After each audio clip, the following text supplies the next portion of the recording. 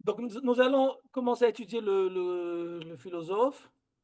On a expliqué pourquoi notre roi en question se tourne d'abord vers le philosophe, pour deux raisons. Un, d'abord, parce que nous sommes au niveau de la méthode, puisqu'il a compris que il y a un problème au niveau des actes.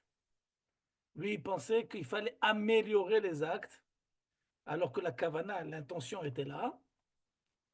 Et il s'est rendu compte que plus il améliorait les actes, plus il y avait problème, plus il y avait interpellation. Donc il a compris qu'il y a un problème au niveau de la définition de l'acte. Qui c'est qui s'occupe de définition des choses? C'est les philosophes. Donc c'est la raison première pour laquelle il va aller fréquenter, on va dire, ce philosophe en question.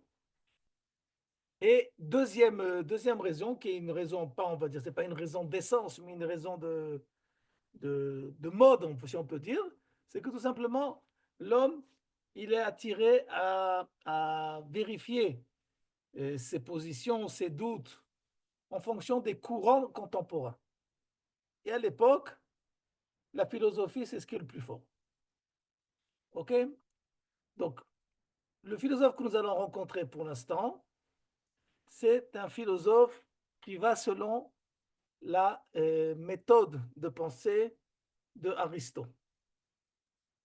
Euh, OK? Ça va, à un moment, ça va changer. Il va laisser tomber Aristote pour quelqu'un d'autre. Mais pour l'instant, la première partie, on parle de Aristote. Et il va nous parler. Donc, la question qu'il va lui poser, c'est en quoi le philosophe est Mahamin? Et il va lui expliquer mais pour arriver à la conclusion, ok? Euh, quel est ce Dieu, im bichlal, si bichlal, quel est ce Dieu auquel je suis Mahamin? Il faut d'abord nous donner la carte d'identité de ce Dieu en question. Et là, notre philosophe en question, je vais même vous montrer parce que j'ai fait un, comment on appelle ça, un petit schéma pour mieux comprendre de quoi on parle. Bon, est-ce que vous voyez mes petits dessins là? OK? Il dit la chose suivante, qu'il y a ce qui s'appelle un produit, il y a un produit qui s'appelle ratson, la volonté.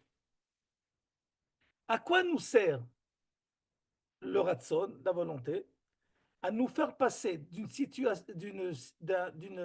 situation zéro à une situation un, d'une situation de manque où je n'ai pas la chose à une situation où je veux avoir la chose, je vais avoir la chose. Le pont entre ces deux pôles, le non et le oui, le moins et le plus, c'est ce qui s'appelle la volonté. Ok? C'est au niveau du phénomène. Maintenant, la volonté, c'est quelque chose qui s'oppose à quoi? À la shlemut, à la plénitude. Pourquoi? Parce que ne peut vouloir que seulement celui qui est manquant. Je ne peux vouloir une glace que si je n'ai pas cette glace. Mais si, on va dire de façon imaginaire, je suis toute ma vie avec une glace dans la bouche, je ne veux pas de glace. Ou si même moi je suis une glace, donc la glace ne veut pas être glace. Donc pour vouloir quelque chose, il faut être manquant de la chose. Jusqu'à maintenant, c'est clair? S'il en est ainsi, pour vouloir créer, donc chaque chose que je vais vouloir faire, ok, il faut que cette chose se réalise par le facteur volonté, ratson. Mais on a expliqué, le ratson ne peut se mettre en marche, le mécanisme ratson ne peut se mettre en marche à l'unique condition que je n'ai pas la chose. Donc, donc lorsque on parle de volonté de créer un monde, et que quelqu'un On ne parle pas de Dieu pour l'instant, ok? On parle de quelque chose, de quelqu'un qui a voulu créer ce monde, ce qui veut dire que celui qui a voulu créer ce monde est dans une situation avant la création de ce monde, dans une situation de manque. C'est clair? Il y a quelqu'un? Oui, Oui, oui, c'est clair. Il y a quelqu'un, c'est bon, vous êtes là? Ok? Et donc, ce qui se passe, c'est tout ce qui est volonté est antithèse du divin. Pourquoi? Parce que Dieu étant la plénitude, la shlemut, vit dans une situation où le manque n'existe pas. Puisque le manque n'existe pas, donc automatiquement, n'existe pas dans ce monde où le manque n'existe pas, la volonté. Donc, Dieu n'a pas créé le monde. Parce que pour pouvoir créer un monde, il faut vouloir le créer. Mais on a dit que vouloir, c'est un blasphème pour Dieu. OK? Donc, c'est ce que j'ai expliqué, que la création et l'homme sont un opposé à l'infini. OK? Donc, c'est la première partie. Si vous êtes d'accord, on va le faire dans le texte maintenant.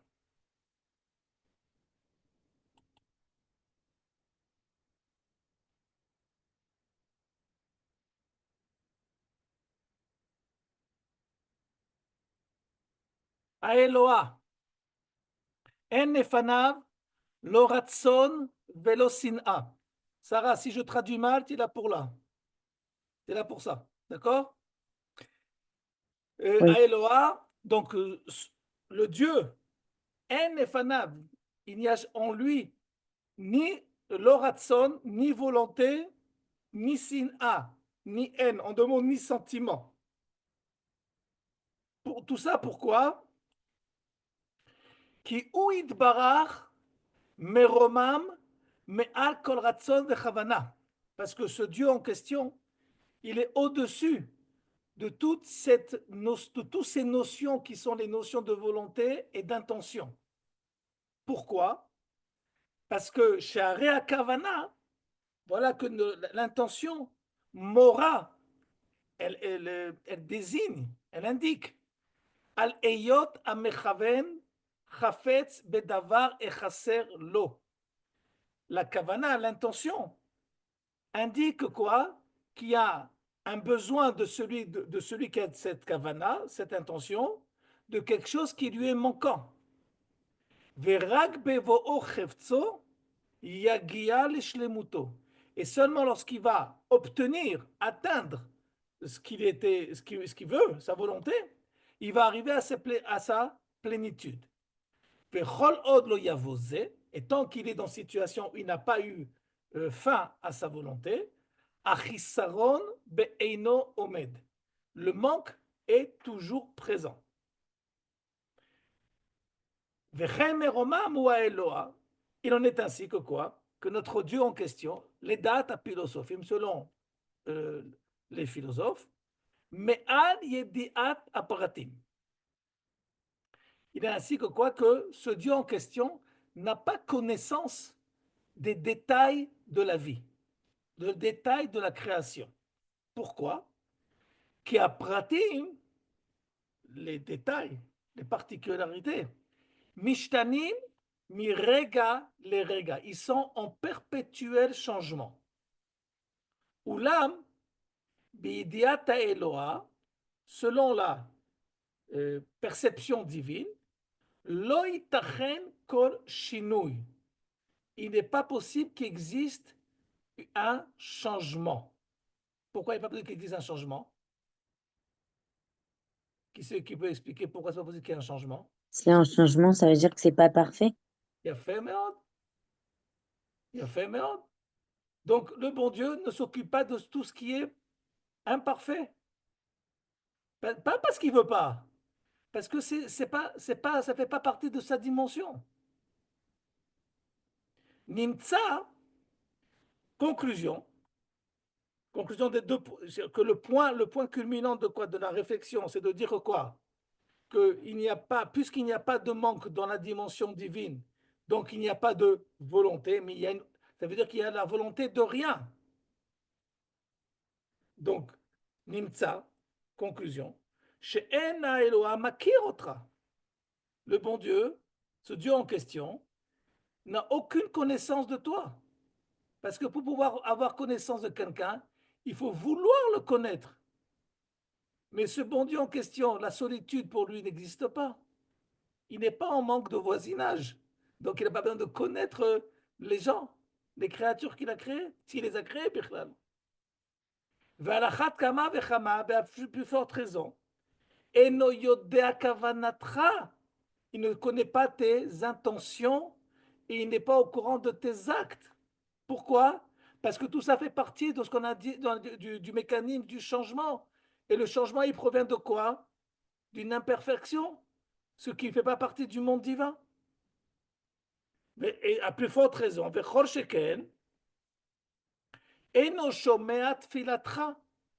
il n'écoute pas tes tfilotes. Pourquoi? Parce que pour pouvoir écouter, il faut vouloir écouter. Et il faut comprendre, il faut aussi vouloir comprendre c'est quoi une tfila, elle provient de quoi? D'un manque. Mais lui, ce manque dans sa dimension divine n'existe pas. Donc il ne sait pas de quoi tu parles. Il ne voit pas toutes tes actions, tous tes actes. Parce que même les déplacements, ils proviennent d'un manque. Quel manque? Que tu ne peux pas faire à la place où tu es ce que tu vas faire dans l'autre endroit.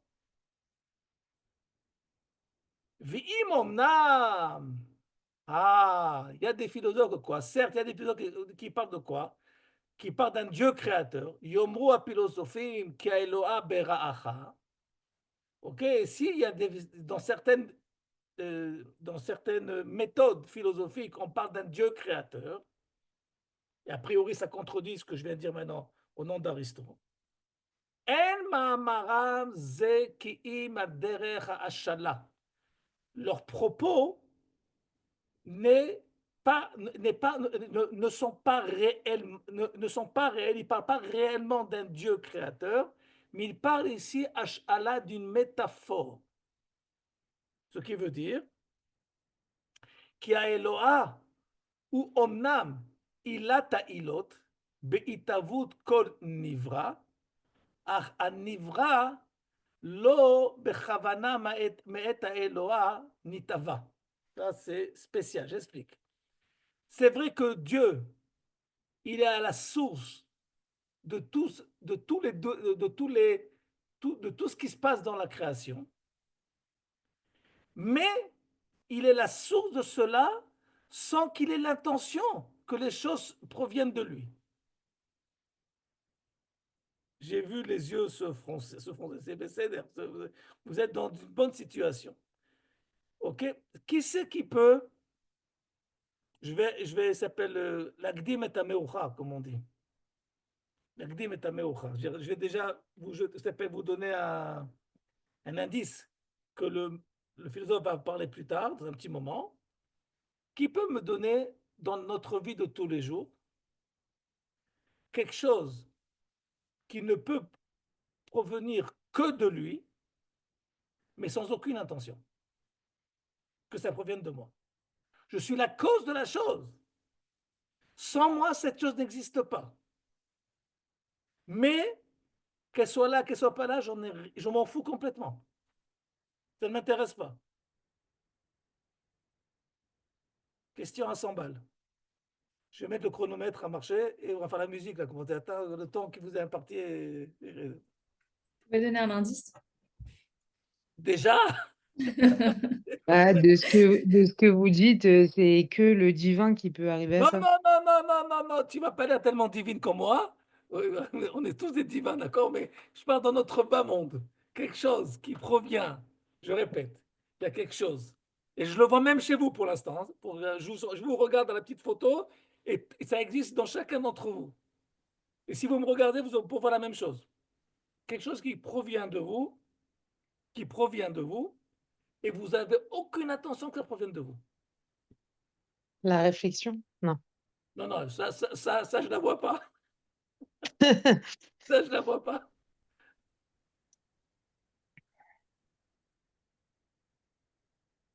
Le regard.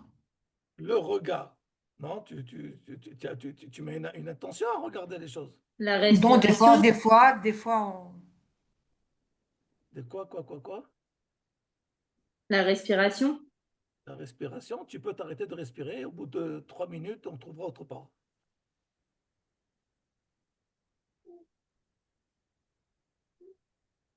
Il y a quelque chose que je n'ai aucun moyen je n'ai aucune domination, aucune direction sur la chose. Elle provient de moi. Il y a même certaines situations que ça me casse la tête. Mais j'ai aucune intention de cela. La réflexion? Non. Non, c'est quelque chose de physique qu'on voit.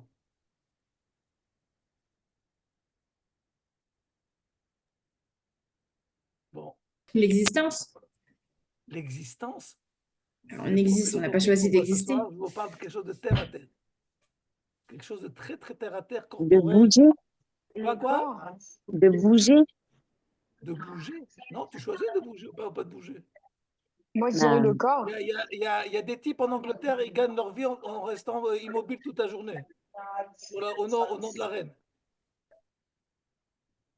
Nos réactions, Non, chaque réaction, elle est voulue. J'espère qu'elle est voulue, Ken. Moi, je dirais le corps. Le corps, qu'est-ce qu'il a, le corps? Il crée une énergie tout seul qu'on ne maîtrise pas. Le cœur. Le cœur? si Raph Perret, il voit nos cœurs. Pour l'instant, je vous ai dit que je le vois dans chaque photo d'entre vous, là. Il se serait adouci.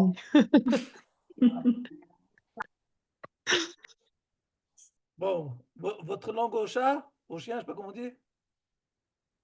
Un gauchard. Langue au chat. L'ombre. L'ombre, votre ombre. On la voit pas, non? Bien sûr, tu la vois. Je la vois chez chacun d'entre vous maintenant. Sarah, arrête de bouger la tête, elle est derrière toi. je la cherche et tout, je Mais la trouve pas. regarde, tourne-toi derrière toi, tu la vois, tu vas la voir. Aussi, Bathsheba, elle est sur le mur là, je la vois. C'est quelque chose qui provient de vous. Tu t'es mis en silence, Sarah. C'est quelque chose qui provient de vous. Sans vous, ce phénomène n'existe pas, mais vous n'avez aucune intention à ce que reflète de vous cette ombre en question. Donc vous voyez qu'il y a une possibilité d'être la source de quelque chose, mais pas au niveau de la volonté. Vous avez compris ou pas? C'est exactement ce qu'essaye de nous expliquer ce philosophe. Lorsqu'on parle de méthodes philosophiques qui disent que Dieu a créé le monde, il parle d'un monde qui émane de ce Dieu en question, sans aucune volonté, exactement comme l'ombre émane de l'homme, sans que pour cela il ait mis une intention. Donc ça respecte les données de la réflexion qui dit que quoi? Que pour vouloir, il faut être en manque. Donc émane de ce Dieu une réalité qui s'appelle le monde, sans que pour cela il évolue. Ce qui va Comment ils expliquent un monde aussi complexe puisse arriver sans... C'est pas tellement compliqué. Pourquoi? Non, mais j'ai du mal à comprendre comment ils disent que ça vient en réaction à Dieu sans que Dieu le veuille. C'est bizarre. Comment ton ombre elle provient de toi sans que tu le veuilles? Moi, c'est pas aussi complexe.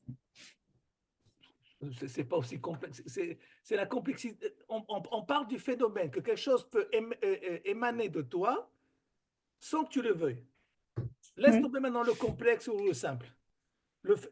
C'est possible Sur ou pas? l'idée, oui, j'ai compris. C'est tout. C'est tout. Maintenant, il est tellement infini, ce Dieu en question, puisqu'il n'a aucune volonté. Donc même, il est tellement infini que l'infini va s'exprimer dans cette ombre en question par la complexité, comme tu dis très bien. Parce que ton ombre, elle a la même forme que toi. En général, derrière la silhouette d'un homme, on ne voit pas la silhouette d'un perroquet. Ok, donc, derrière la silhouette de l'infini se trouve l'infini de solutions. Et toi, chez toi, ça s'appelle la complexité. C'est clair? C'est clair que c'est pas clair, mais c'est clair pour l'instant. Ken? Ok. Donc, en fin de compte, ce bon Dieu en question, ce Dieu philosophique, puisqu'il n'a pas de rapport avec l'homme, donc en deux mots, il n'écoute pas tes prières, puisque pour lui, tu es inexistant. Tu existes, mais à sa dimension, tu es inexistant parce que il n'a pas de relation avec toi. Pourquoi il n'a pas de relation avec toi? Parce qu'il ne veut pas de relation avec toi. Pourquoi il ne veut pas de relation avec toi? Parce que tu lui manques pas. Donc, en fin de compte, de dire que Dieu écoute la tfila de l'homme, c'est un blasphème. Pourquoi? Parce que tu le rends un Dieu manquant, le pauvre. Il cherche à discuter. Il cherche à être glorifié. Il cherche à être accepté. Un Dieu qui cherche à être, c'est un Dieu manquant. À vos têtes, je vois que ce philosophe vous dérange un petit peu.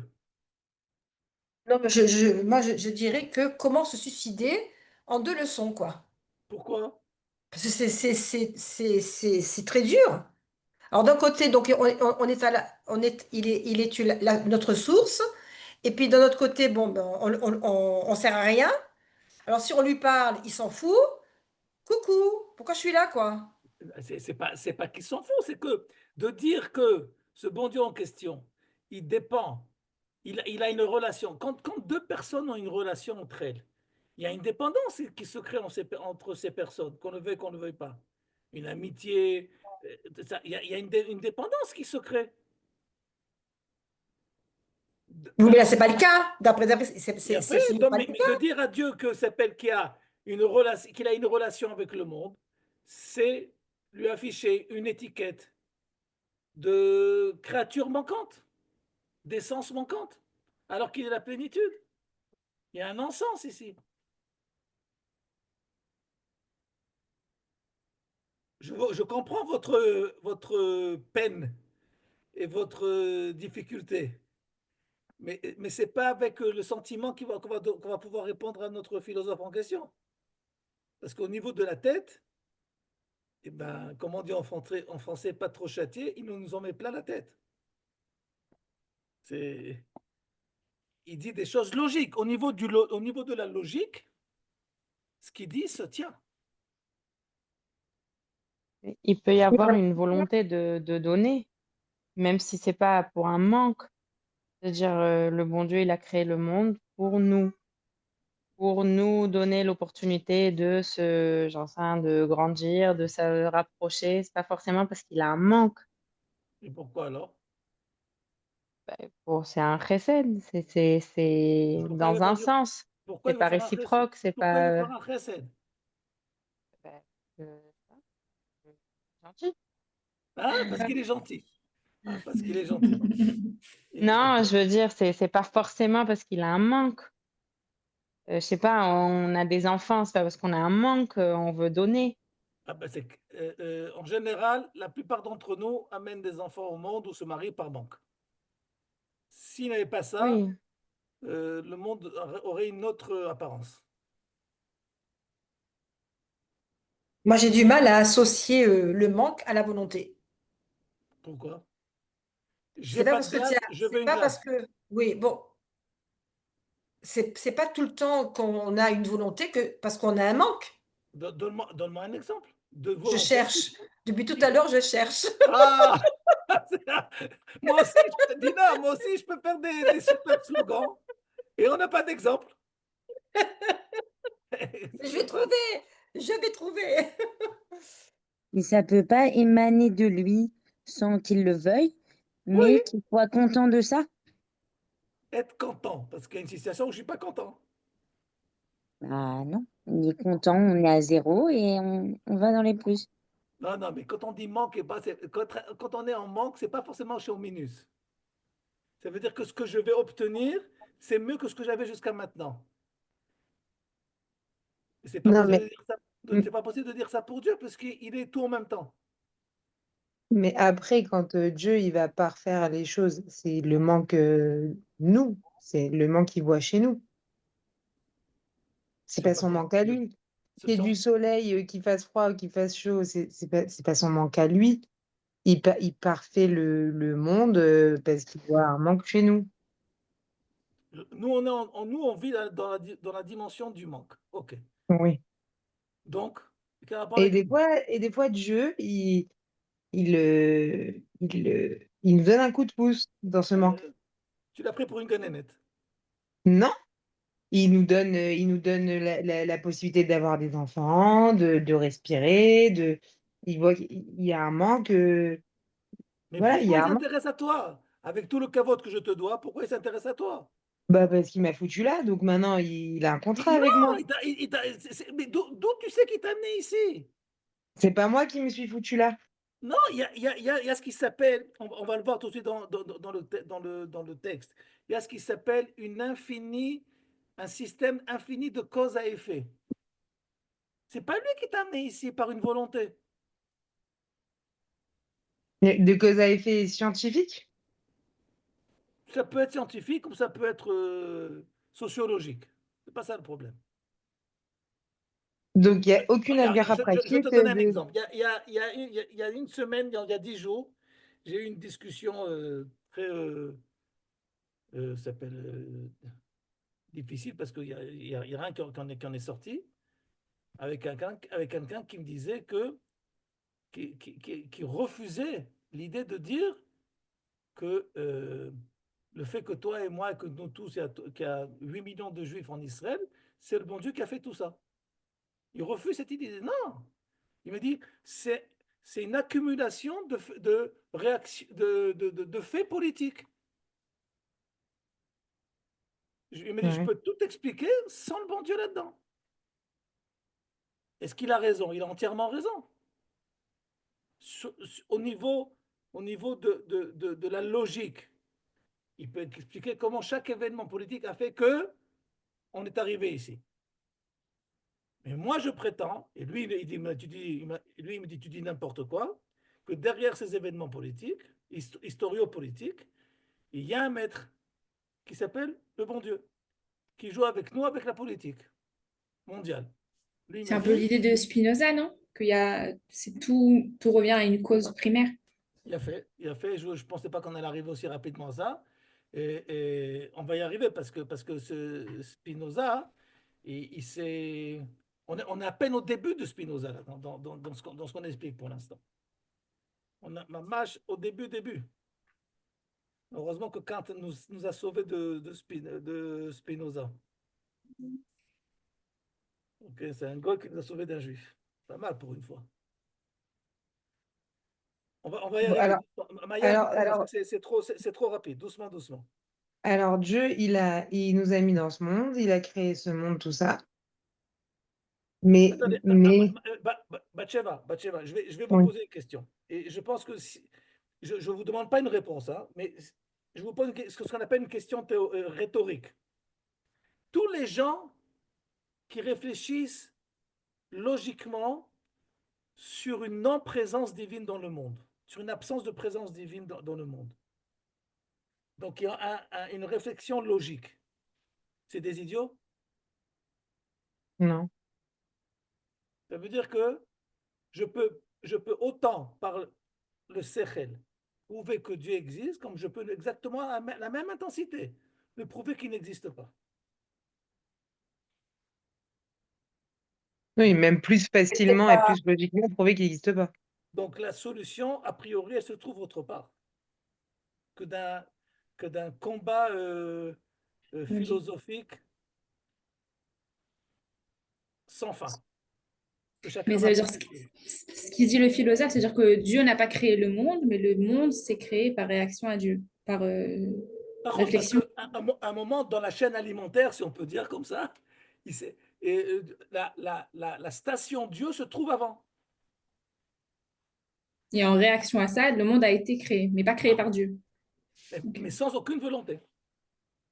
Donc, c'est pas Dieu qui a créé le monde. Il n'y a Non. pas ce moussag-là. On ne Mais parle pas sans d'une Dieu, il n'y aurait pas création eu le qui monde. passe par la volonté, mais d'une émanation. C'est la cause de... D'accord? Ok. Bathsheba, t'as compris? C'est plus clair? Ouais. Oui, oui, oui, j'ai compris. Mais sans Dieu, c'est-à-dire sans Dieu, n'aurait pas émané ce monde-là, D'accord. comme Pour, mon ombre. pour ceux parmi les philosophes qui ont l'hypothèse qu'un Dieu qui existe. Parce qu'au Oui, sein de la philosophie, il y a une marloquette de ça. oui. Mais ce que j'explique, et comme on dit en hébreu, l'école à des hautes. Il n'y a pas de marloquette. Que quoi? Même si tu venais à dire que Dieu a créé le monde, il ne parle pas d'une création qui passe par le facteur de la volonté, mais d'une notion d'émanation. On dit émanation en français? Oui, Merci. oui. Et n'oubliez pas de me corriger si je dis des bêtises. OK? Est-ce que c'est clair pour l'instant au niveau de l'idée avant qu'on approfondisse un peu plus? C'est bon. C'est bon? OK. Maintenant, on va continuer un petit peu après le texte et après on va essayer de répondre à ce monsieur philosophe.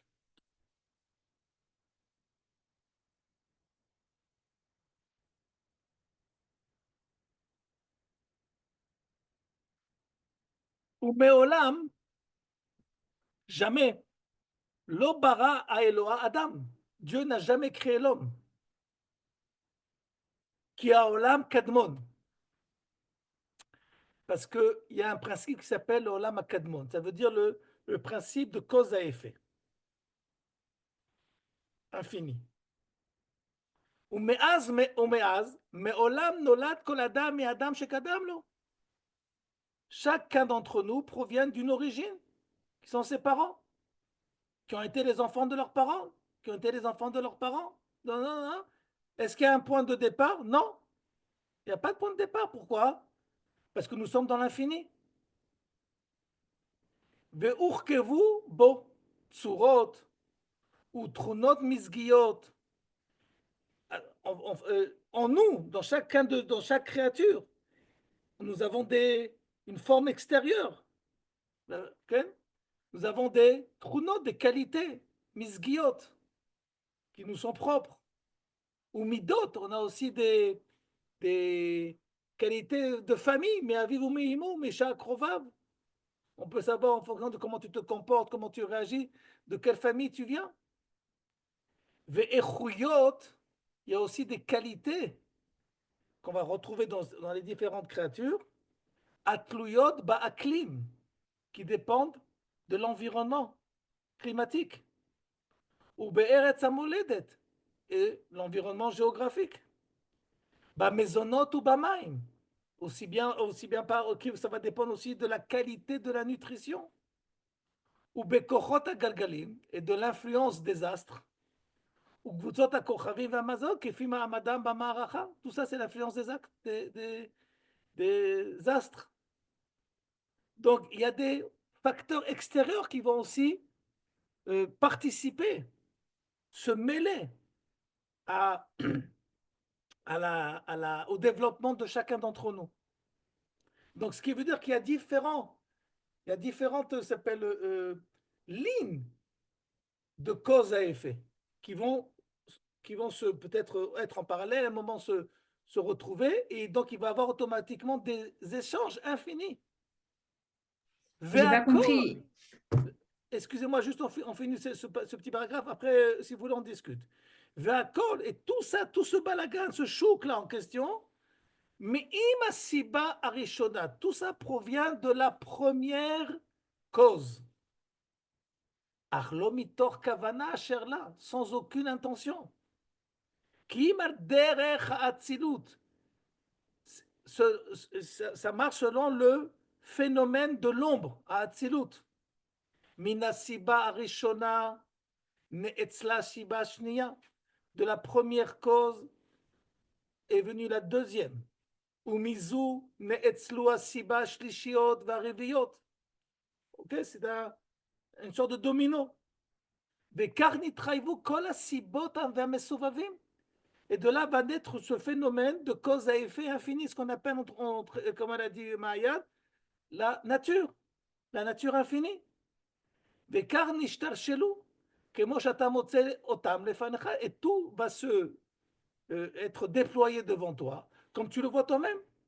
וחיוב זה, cet impératif, ce mécanisme, que tout découle de l'étape précédente. Kadmonu, ça c'est quelque chose qui est précédent à notre existence. Keshem shasiba reshona, kadmoniti, ben reshit là. Tout ça est, l'infini n'existe pas uniquement en avant, mais il existe aussi en arrière. Que quoi? Que tout provient de situations précédentes infinies, sans qu'on puisse définir un point de départ. Ce que dit la Torah Bereshit, ça n'existe pas.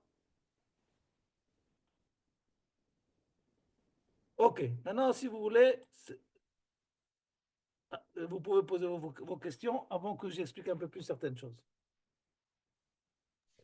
J'arrive pas à comprendre quand il dit qu'il n'y a pas eu, il y a pas de début à l'homme, en fait. Parce que c'est infini, donc il y a toujours eu un homme avant moi. Moi, j'arrive pas à comprendre qu'il y a un début, Marianne. Parce que si, qu'est-ce qui est plus facile à comprendre? Qu'il y a un début ou qu'il n'y a pas de début? Si c'est infini, c'est qu'il n'y a pas de début, mais c'est difficile. Pourquoi tu acceptes que le monde est infini vers l'avant et qu'il n'est pas infini en arrière? C'est trop juif pour ça, c'est pas grave. Ouais. Pourquoi tu es avec nous ce soir? Elle est rêveuse. T'es en mute, t'es bon. On t'entend pas, mais c'est pas grave. On a compris que tu voulais dire quelque chose.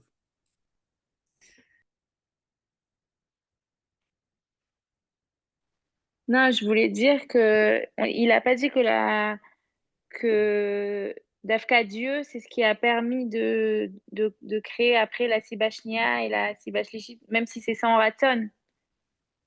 Mipose et Galgel. Oui, mais il a fait. Oh, alors, qu'est-ce que tu veux dire par ça?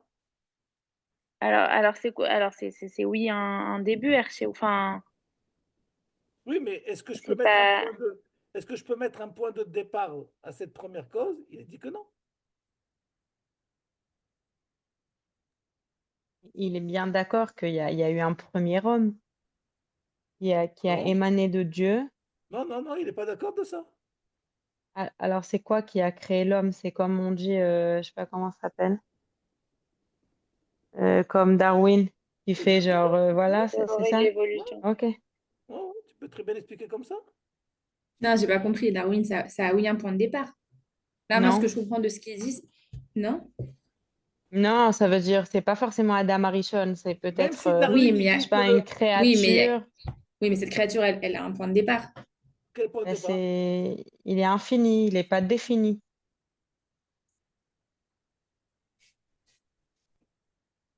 Enfin, je dis pas que. Je vois que vous il- êtes un petit peu, que ce philosophe est en train de un peu de vous étouffer, mais c'est pas grave. C'est pas grave. Vous en faites pas, on Mais va c'est pas l'avoir nouveau ensemble. forcément ce qu'il dit. Quoi? Non, je dis que c'est pas nouveau qu'il y a des gens qui pensent, même à notre époque, hein, qu'il y a des gens qui pensent que voilà, il y a eu Non, mais moi, une cause qui a fait que. Ce qui m'intéresse, Esther, écoutez, maintenant, je vais vous parler au niveau de la méthode. Je vais vous parler de la méthode.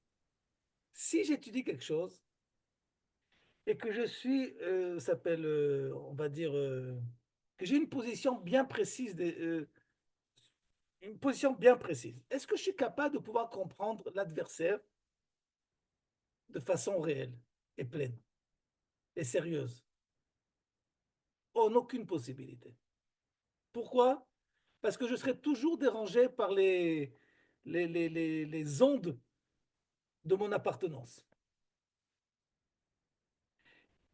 Alors, ça, c'est le problème minime. que je sois dérangé par les ombres, les ondes qui me c'est un petit problème. Mais le véritable problème, c'est que si je ne suis pas si je suis dans l'incapacité de comprendre la personne qui est en face de moi, je n'ai aucune possibilité de pouvoir être d'accord ou pas d'accord avec lui. Parce que être d'accord selon ma position, c'est très facile.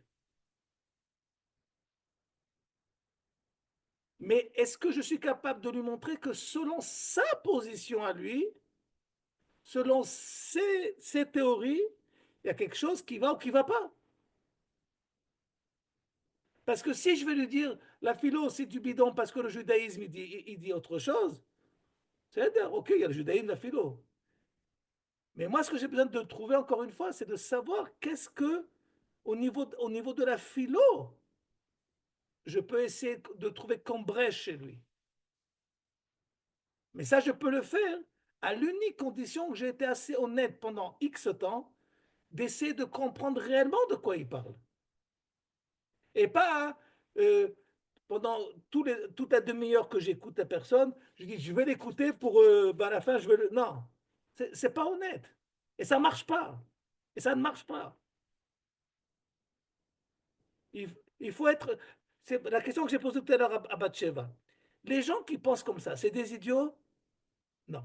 Ils sont honnêtes ou ils sont pas honnêtes dans leur réflexion? Ils sont honnêtes. C'est des gens honnêtes. C'est pas des gens qui réfléchissent comme ça parce que le but qu'ils ont, c'est de s'opposer au divin. C'est pas le but qu'ils ont. J'avais un moustique qui m'embête. Et c'est pas ça qui les dérange. Mais ils sont, on va dire, honnêtes vis-à-vis d'eux-mêmes et ils respectent leur appartenance philosophique. Alors, est-ce que je peux comprendre pendant X temps, sans forcément me faire influencer, de quoi ils parlent, pour essayer de leur apporter, oui ou non, mon aide?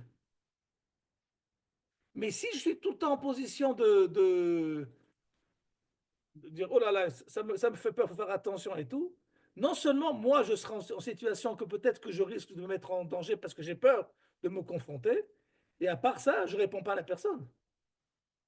Vous comprenez? Mais, C'est très important ce que j'expliquais maintenant. mais pour être vraiment honnête, il faudrait se dire si son raisonnement est vraiment logique, il reconnaître que c'est lui qui a raison. Nahon, est-ce que je suis prêt, au niveau de l'honnêteté, de me dire que c'est possible qu'il a raison, ce monsieur? Je suis prêt à tout vérifier avec lui.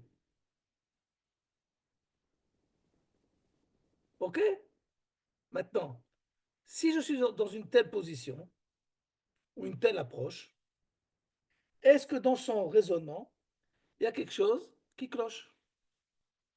Moi, je peux poser d'abord deux questions pour comprendre son raisonnement. Tu peux faire ce que tu veux.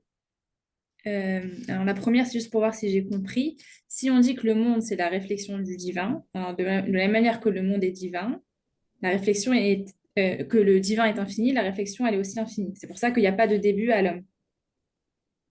Ouais, c'est ça qu'il Ouais. essaie de dire.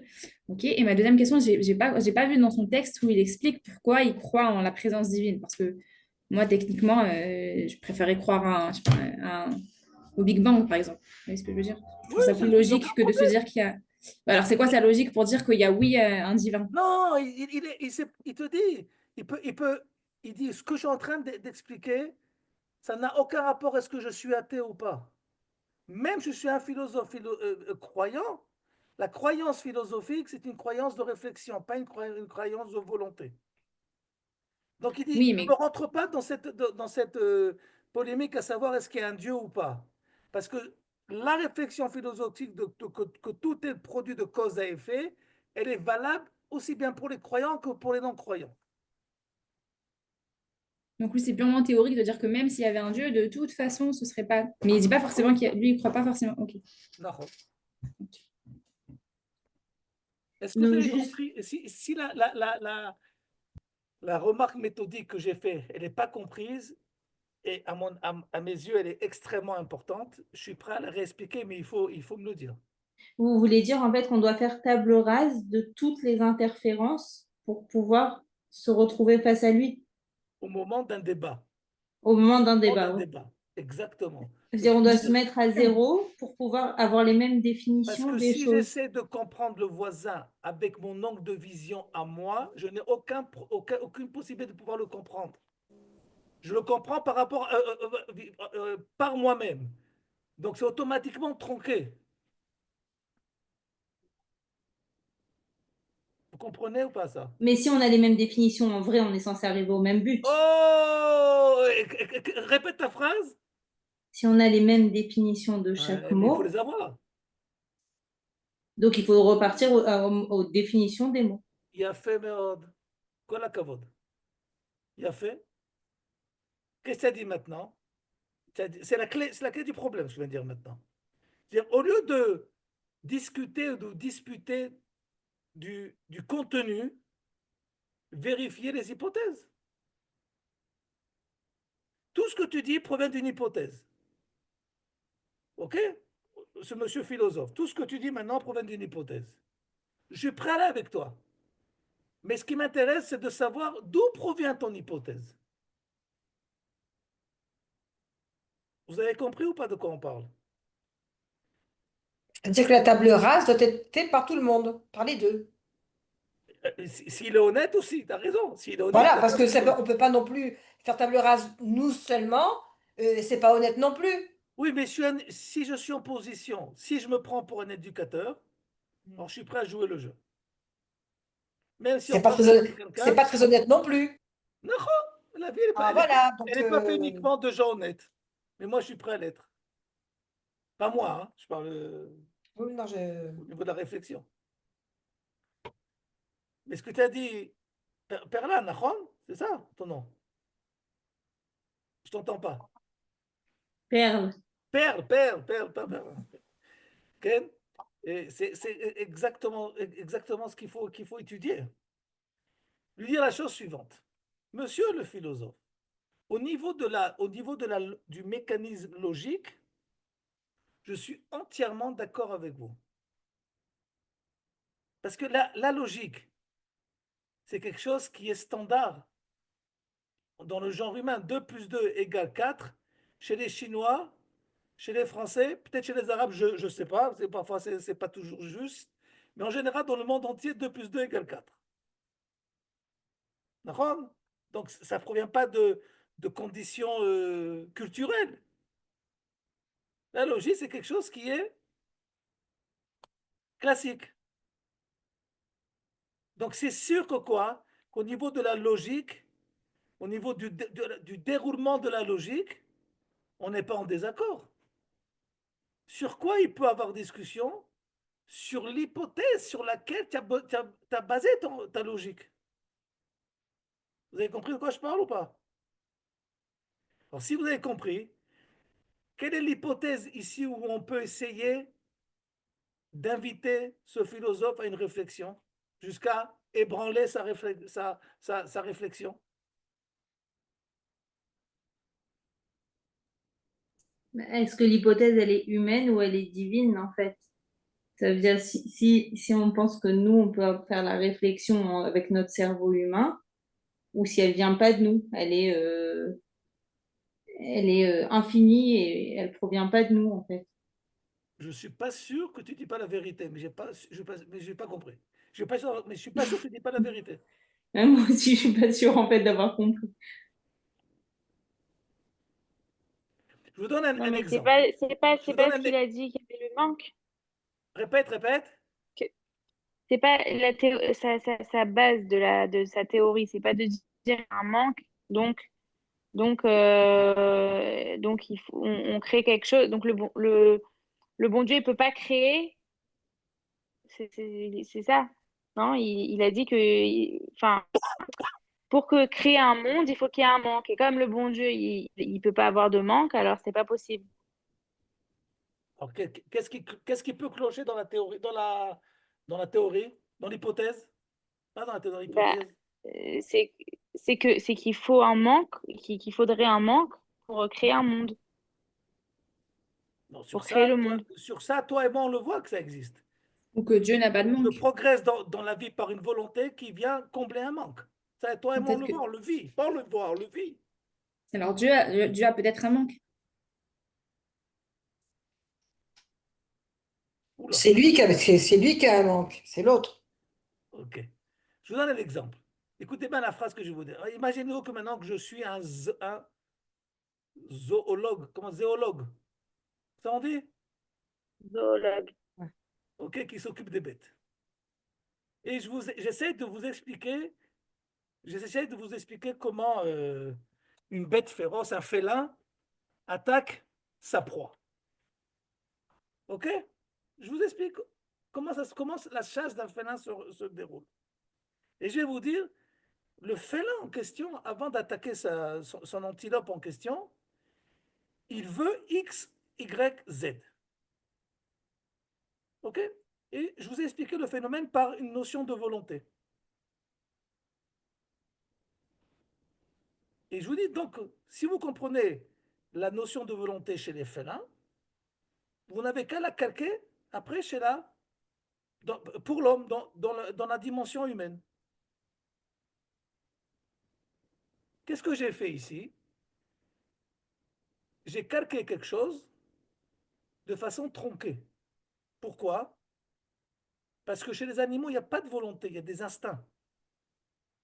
Simplement pour essayer d'expliquer pédagogiquement de quoi on parle, j'ai utilisé un mot qui n'est pas valable dans le monde animal, qui est la volonté.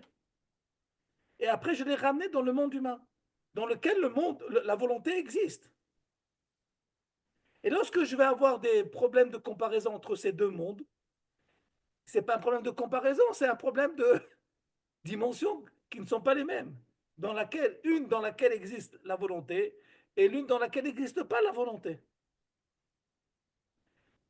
Ok, donc c'est possible que je vais maintenant établir et expliquer des phénomènes en fonction d'un parallélisme qui existe entre le monde des félins et le monde de l'homme, sur une hypothèse qui est partielle. Et parce qu'elle est partielle, elle est tronquée. Donc automatiquement, qu'est-ce que je vais dire à mon... Si vous avez compris au niveau de ce qu'on a parlé maintenant. Donc maintenant, faites le même phénomène, le même raisonnement entre Dieu et l'homme. Qui a dit que lorsqu'on parle de volonté divine, et on parle de volonté divine, que cette volonté divine, dans sa définition, se réalise, se dévoile exactement comme la volonté de l'homme, qui vient combler un manque. J'ai pas dit que c'est faux, c'est vrai, mais pour que tu me fasses ton raisonnement logique, tu dois me prouver ton hypothèse, qui est que quoi? Que la volonté divine marche exactement selon les critères de la volonté humaine. Si On va tu me, définir la divinité si tu aussi. me prouves cela, je suis avec toi. Mais tant que tu ne l'as pas prouvé, peut-être que oui, peut-être que non. Moi, je ne dois pas affirmer quelque chose quand j'écoute un raisonnement. Il suffit que je rentre un doute pour que le raisonnement ne soit plus euh, euh, solide et absolu. Notre philosophe, qu'est-ce qu'il a dit? Il a dit on a affaire à une volonté divine. Mais la volonté est le pont entre le manque et la plénitude, comme on le voit chez l'homme. Donc, c'est un blasphème de dire ça pour Dieu. Mais qui a dit que la volonté, qui est un manque, est qui est un pont et un vecteur qui joint les choses, et joint uniquement entre le manque et la plénitude? Qui a dit? Où tu as vu ça? Prouve-moi ça. Si tu prouves ça, je suis avec toi. Chez l'homme, on le trouve, oui. Chez l'homme, on le voit. Mais mais encore une fois, c'est pour ça que je vous ai apporté le monde des félins, ou autre chose. OK? On voit bien que quoi? Que j'ai calqué quelque chose qui existe chez l'homme. Et je dis maintenant, notre félin en question, il veut attaquer l'antilope. Une bête ne veut pas. Il n'y a pas de volonté chez la bête. C'est des instincts. La volonté, c'est quelque chose de réfléchi, de contrôlé, on s'appelle metournan, aidez-moi, calculé. Voilà, calculé. Là, la bête, c'est un instinct. Un chat qui voit une souris, il veut pas la souris. C'est un instinct. Il ne peut pas ne pas vouloir une souris.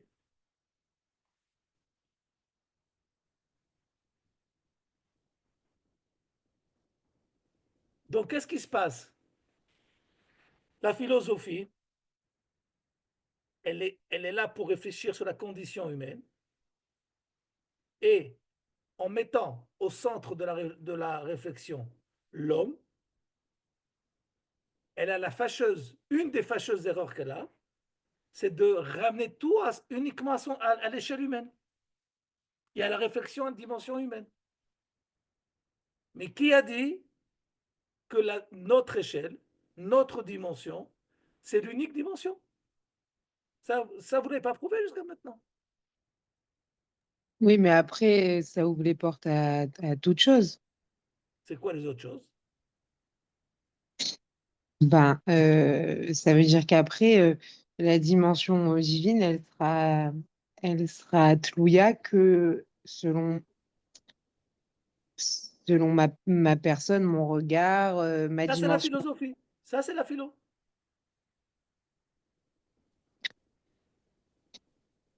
Ça, c'est la philo. Qui essaie d'avoir une description du phénomène qui s'appelle Dieu en fonction du vécu humain. Mais donc, par la philosophie, j'aurais pu arriver à la Torah En aucune façon.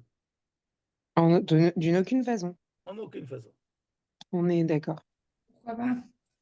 C'est déjà pas mal, hein? On s'est mis d'accord ce soir. Mais est-ce que la philosophie, c'est juste une description du divin ou c'est aussi une définition? Parce que moi, il me manque la définition du divin dans tout ce qu'on vient de dire. Marianne, définition, il a fait. Bon, là, on touche à autre chose. La définition des choses. Là, essayez d'accrocher parce que c'est un petit peu compliqué. La définition des choses provient de quoi? De la chose ou de ma relation à la chose? C'est ma perception. Ma perception. Bon, alors, je vais prendre un exemple. Je vais prendre un exemple. Oui, j'ai un stylo là. Un truc. OK? Objectivement parlant, ça sert à quoi? À écrire. C'est moi qui ai décidé que ça doit écrire? Non, celui qui a fabriqué le stylo, il m'a dit, mon cher, sache que ce plastique-là, j'aurais pu faire avec ce plastique un verre, une petite voiture miniature. J'ai décidé d'en faire un stylo pour que tu puisses écrire. Donc, objectivement parlant, la description qui émane de l'objet, c'est un stylo. OK? Est-ce que maintenant je peux décider de me gratter le dos avec?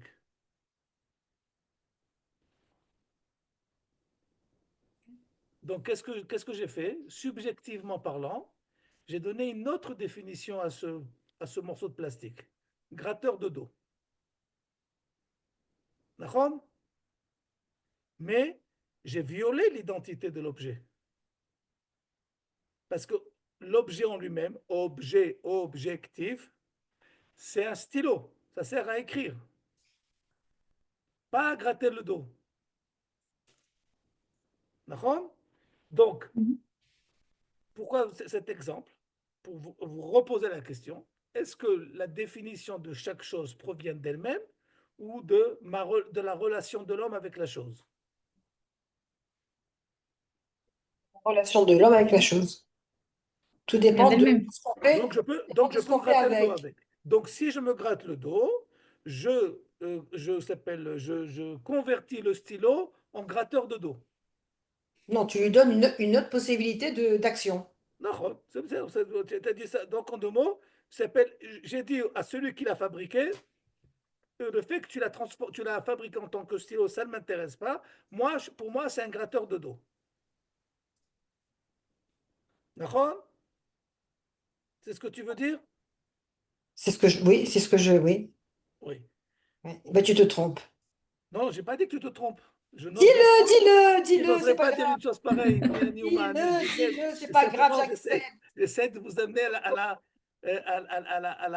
comment on appelle, jusqu'où on peut aller quand c'est comme ça. Alors, Est-ce qu'on peut voir Madame Bah Gina oui, moi j'ai toujours aimé. Hein? Est-ce qu'on peut Ma voir Madame tranche? Gina une Ma fois? Ouais. tranche?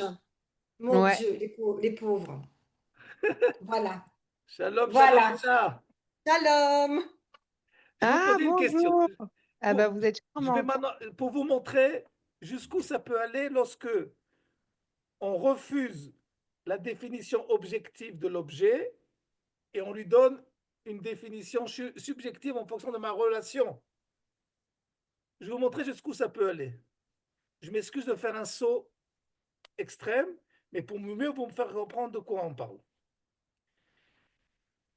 Avortement. Scientifiquement parlant, je ne parle pas de éthique, je parle au niveau scientifique. C'est quoi un avortement? Interrompre une vie. Bien fait. Bon. Un assassinat, c'est quoi? La même chose. C'est la même chose. Mais pourtant, le un va s'appeler meurtre et on risque une peine assez sérieuse. Et l'autre va s'appeler avortement et on risque un prix pour avorter. OK? Ce qui veut dire que si je vais selon la définition objective des choses, c'est interruption de vie et c'est interruption de vie. Est-ce que j'ai quelque chose à faire? Est-ce que c'est en dehors ou à l'intérieur du corps de quelqu'un? On s'en fout. C'est un potentiel de vie. C'est pas un potentiel. C'est pas un potentiel. Regarde, pourquoi tu as dit maintenant potentiel de vie? Euh, Celle-là, je l'ai aimé, mais il faut que tu te défendes maintenant. Pourquoi c'est un Parce que potentiel de vie? ça dépend ce que c'est la vie. Il faudrait définir la vie d'abord. Ok, bien fait. Donc, est-ce que tu te rends compte dans quel problème tu t'es rentré là maintenant? Pétrin. Je- À nous mettre dans le pétrin. Est-ce que tu te rends compte de ce que tu m'as aidé énormément parce que je veux pas te choquer, ok? Mais Razvé Shalom, ça a pu être les arguments chez les nazis de dire qu'on croit quelqu'un qui est retardé à un certain degré, qui sait rien, non seulement il sait rien à la société, mais lui-même il souffre, qui a dit que c'est ça la vie. Peut-être que ça ressemble exactement à l'avortement. Ah oui, Quoi, oui. il faut définir la vie. Il a fait, il a fait. Donc, il a fait, mais si tu arrives à cette... je ne pensais pas qu'on allait arriver à ça, mais ce qui veut dire que quoi? Ce qui veut dire que si je laisse à l'homme la possibilité de définir qu'est-ce que c'est la vie en fonction de son approche à la vie, j'arrive à des situations de réflexion terribles, que certains ont le mérite de vivre et certains n'ont pas le mérite de vivre. Pour mille et une raisons. On laisse tomber les raisons pour l'instant. Mais, mais on n'a pas une autre façon de définir. Il n'y a pas un lien, pas un dictionnaire. Il y a pas un livre absolu qui dit c'est quoi la vie, c'est quoi le meurtre, c'est Il y quoi. a Bien sûr que Mayan oui. qui Oui, va mais l'écrire. Bien sûr que Mayan, oui. elle non, va tout mais Ouais, après, la on Torah, il y a a la dit on Torah. fait table rase. Non, mais on a dit avec le Oui, oui, philosophe, bien on lui sûr. impose pas notre Torah. Donc finalement, Non, non, on non, n'a pas moyen ne de se parle mettre pas d'accord. je ne parle pas de Torah, je parle pour l'instant de philo. Je parle au Oui, niveau. donc on n'a pas un autre moyen de définir les choses que par les définitions qu'on accepte. C'est-à-dire quand on dit la vie, on accepte que c'est, je sais pas, qu'on est d'accord sur une définition. Il y a pas une vérité absolue sur c'est quoi la vie. Je n'ai pas plus raison que Mayan ou vous n'avez pas raison plus que Mayan. Ça veut dire, si elle dit que, j'en sais rien, avant 40 jours, ça s'appelle pas la vie, il y a personne qui vient dire, elle a tort. Ça veut dire, c'est qu'un autre avis. Il y a pas une vérité absolue. Enfin si, moi je le pense qu'il y en a une, mais je veux dire quand on parle avec un philosophe, je pense pas qu'on peut lui imposer nos définitions. T'as déjà entendu parler de Monsieur Emmanuel Kant? Oui, enfin, ça date de longtemps. C'est d'Afka sur ça qu'il a fait son étude, qui s'est opposé à tout ce qu'on a dit maintenant. Et c'est pour ça qu'il a été un philosophe révolutionnaire. Que Kant a expliqué quoi? Qu'il y a ce qu'on appelle le phénomène et le monen. Ce qui veut dire qu'il y a la chose par elle-même et la chose par mon expérience. Quelle est l'expérience que j'ai de la chose? Le dévoilement, l'apparition de la chose. Pour mieux vous faire comprendre. Je, je vais me permettre de vous expliquer la chose de façon, on va dire, par une explication hébraïque. On y reviendra quand, je ne sais pas dans combien de mois, quand on étudiera ce sujet. Donc vous avez le temps d'oublier et on rappellera. Mais pour aujourd'hui, ça va nous aider. C'est quoi, par exemple, Av, M? En araméen, Abba, Ima. En hébreu, Av, M. C'est quoi? Le père, la mère. Ça, tu m'as traduit. 12 points. C'est bon. Au niveau de l'Eurovision, ça passe. Les racines, la source. Comment tu es arrivé à ça? Ben, si je suis là, c'est grâce à eux déjà. Ah, j'ai compris. OK. Mais Donc, remarquez bien ce qui s'est passé. C'est qu'aussi bien Esther que Dina, elles ont essayé de nous donner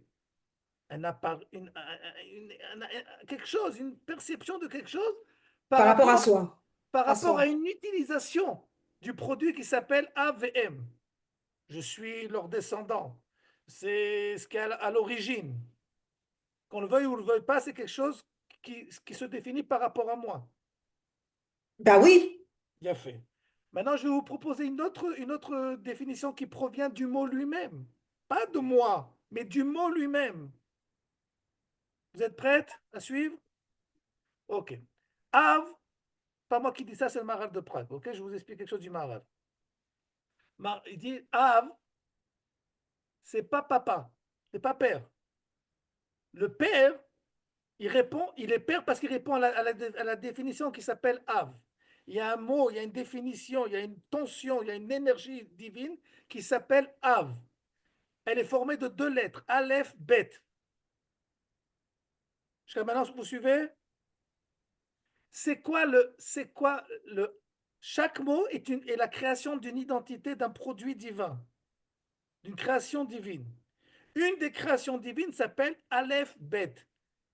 Quand je vais lire ces deux lettres, j'obtiens le mot Av.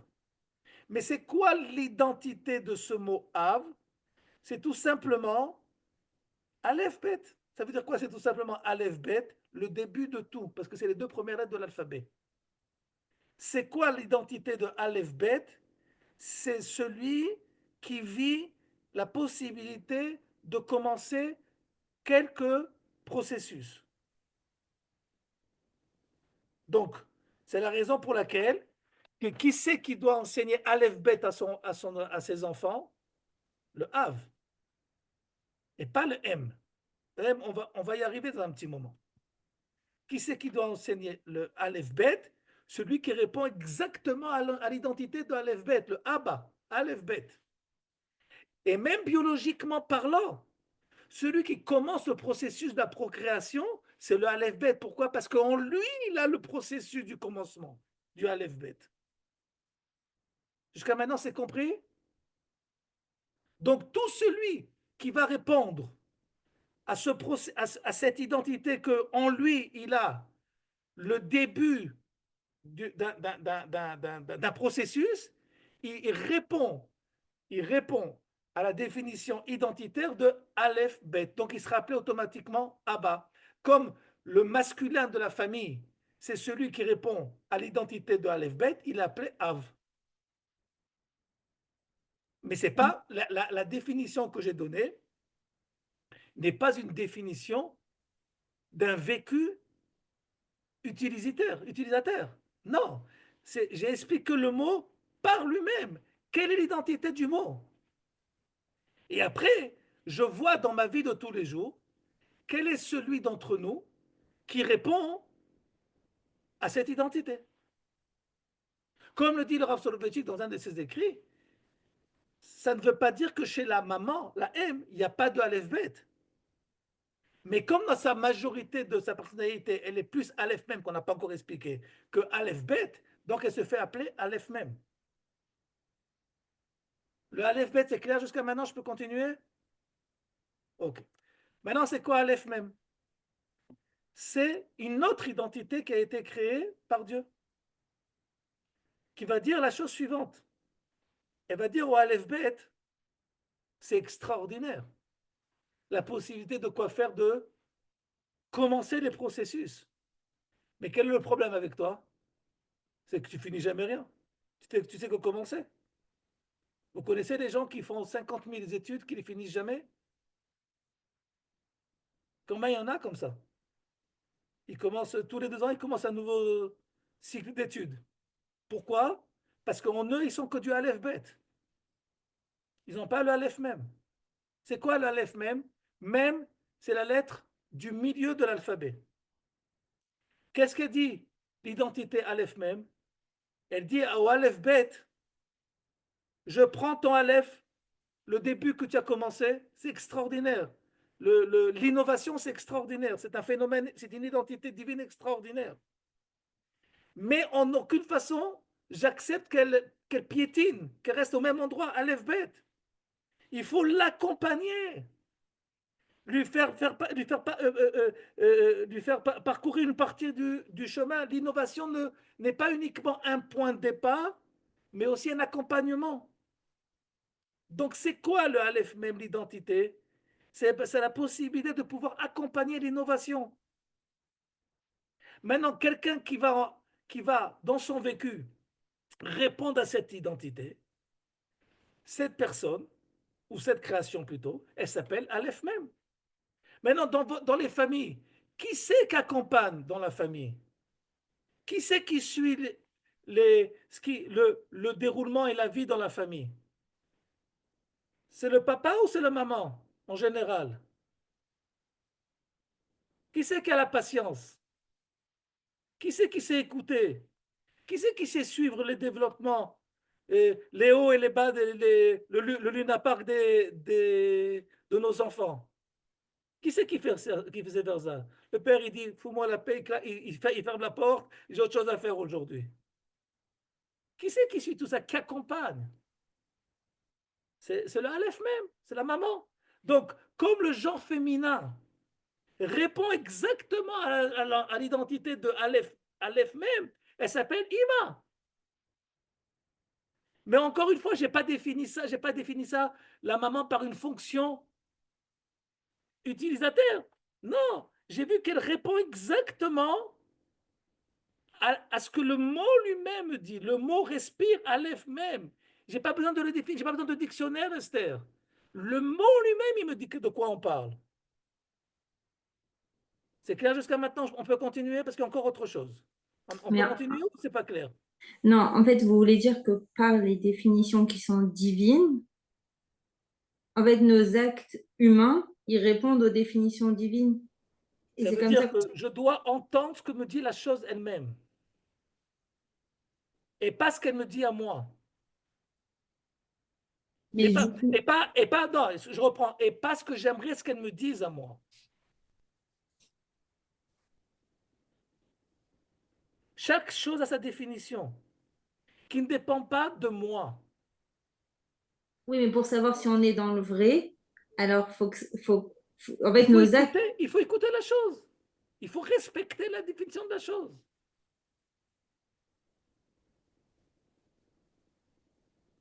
Et ne pas imposer euh, euh, une- par une violation une autre identité aux choses. Mais Parce que l'explication que vous avez donnée, c'est une interprétation. interprétation, C'est, Aleph Bet, c'est, Aleph même, une interprétation. ben, on peut, je sais pas, je peux imaginer des autres façons je sais pas, hein, maintenant, je sais pas des autres façons, mais j'imagine qu'il peut y avoir des autres façons d'expliquer Ça veut dire que c'est très ouvert. Encore une fois, c'est subjectif. Chacun, il va écouter ou va vouloir interpréter le mot d'une autre façon. Regarde, C'est... Esther, j'ai pas expliqué le mot. J'ai expliqué les lettres du mot. Le mot, il est confectionné par des lettres.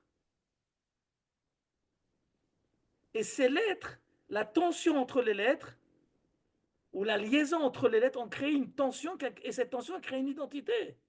Et Ça cette marche dans toutes les identité, langues? c'est le message de l'objet. Quand vous dites objectif et subjectif, l'objectif, ça veut dire quoi? C'est ce qui émane de l'objet, de mon utilisation. Mais ce serait pareil dans toutes les langues? Non, Ah. ça serait valable pour chaque objet, mais il faut écouter l'objet. Quand, Oui, mais si moi je suis française, comment j'entends l'objet? il y a fait, mais ça veut dire que, ok, bon, ça on étudiera quand ça s'appelle, on étudiera quand parle, quand le Rabbi Yehuda Levi il parlera du Lashon HaKodesh. Mais même comme ça veut dire que pour essayer de répondre de façon succincte à ta question, je te dis honnêtement que ma réponse elle va être succincte. C'est-à-dire que lorsque je vais décider en français que une planche avec 4 pieds, c'est une table. OK? Quel rapport entre le son table, le son que j'entends, quel rapport entre ça et 4 pieds, une planche? J'aurais pu l'appeler fenêtre. C'est simplement question qu'on s'est mis d'accord. Que ça s'appelle table pas fenêtre, mais j'aurais pu me mettre d'accord du contraire.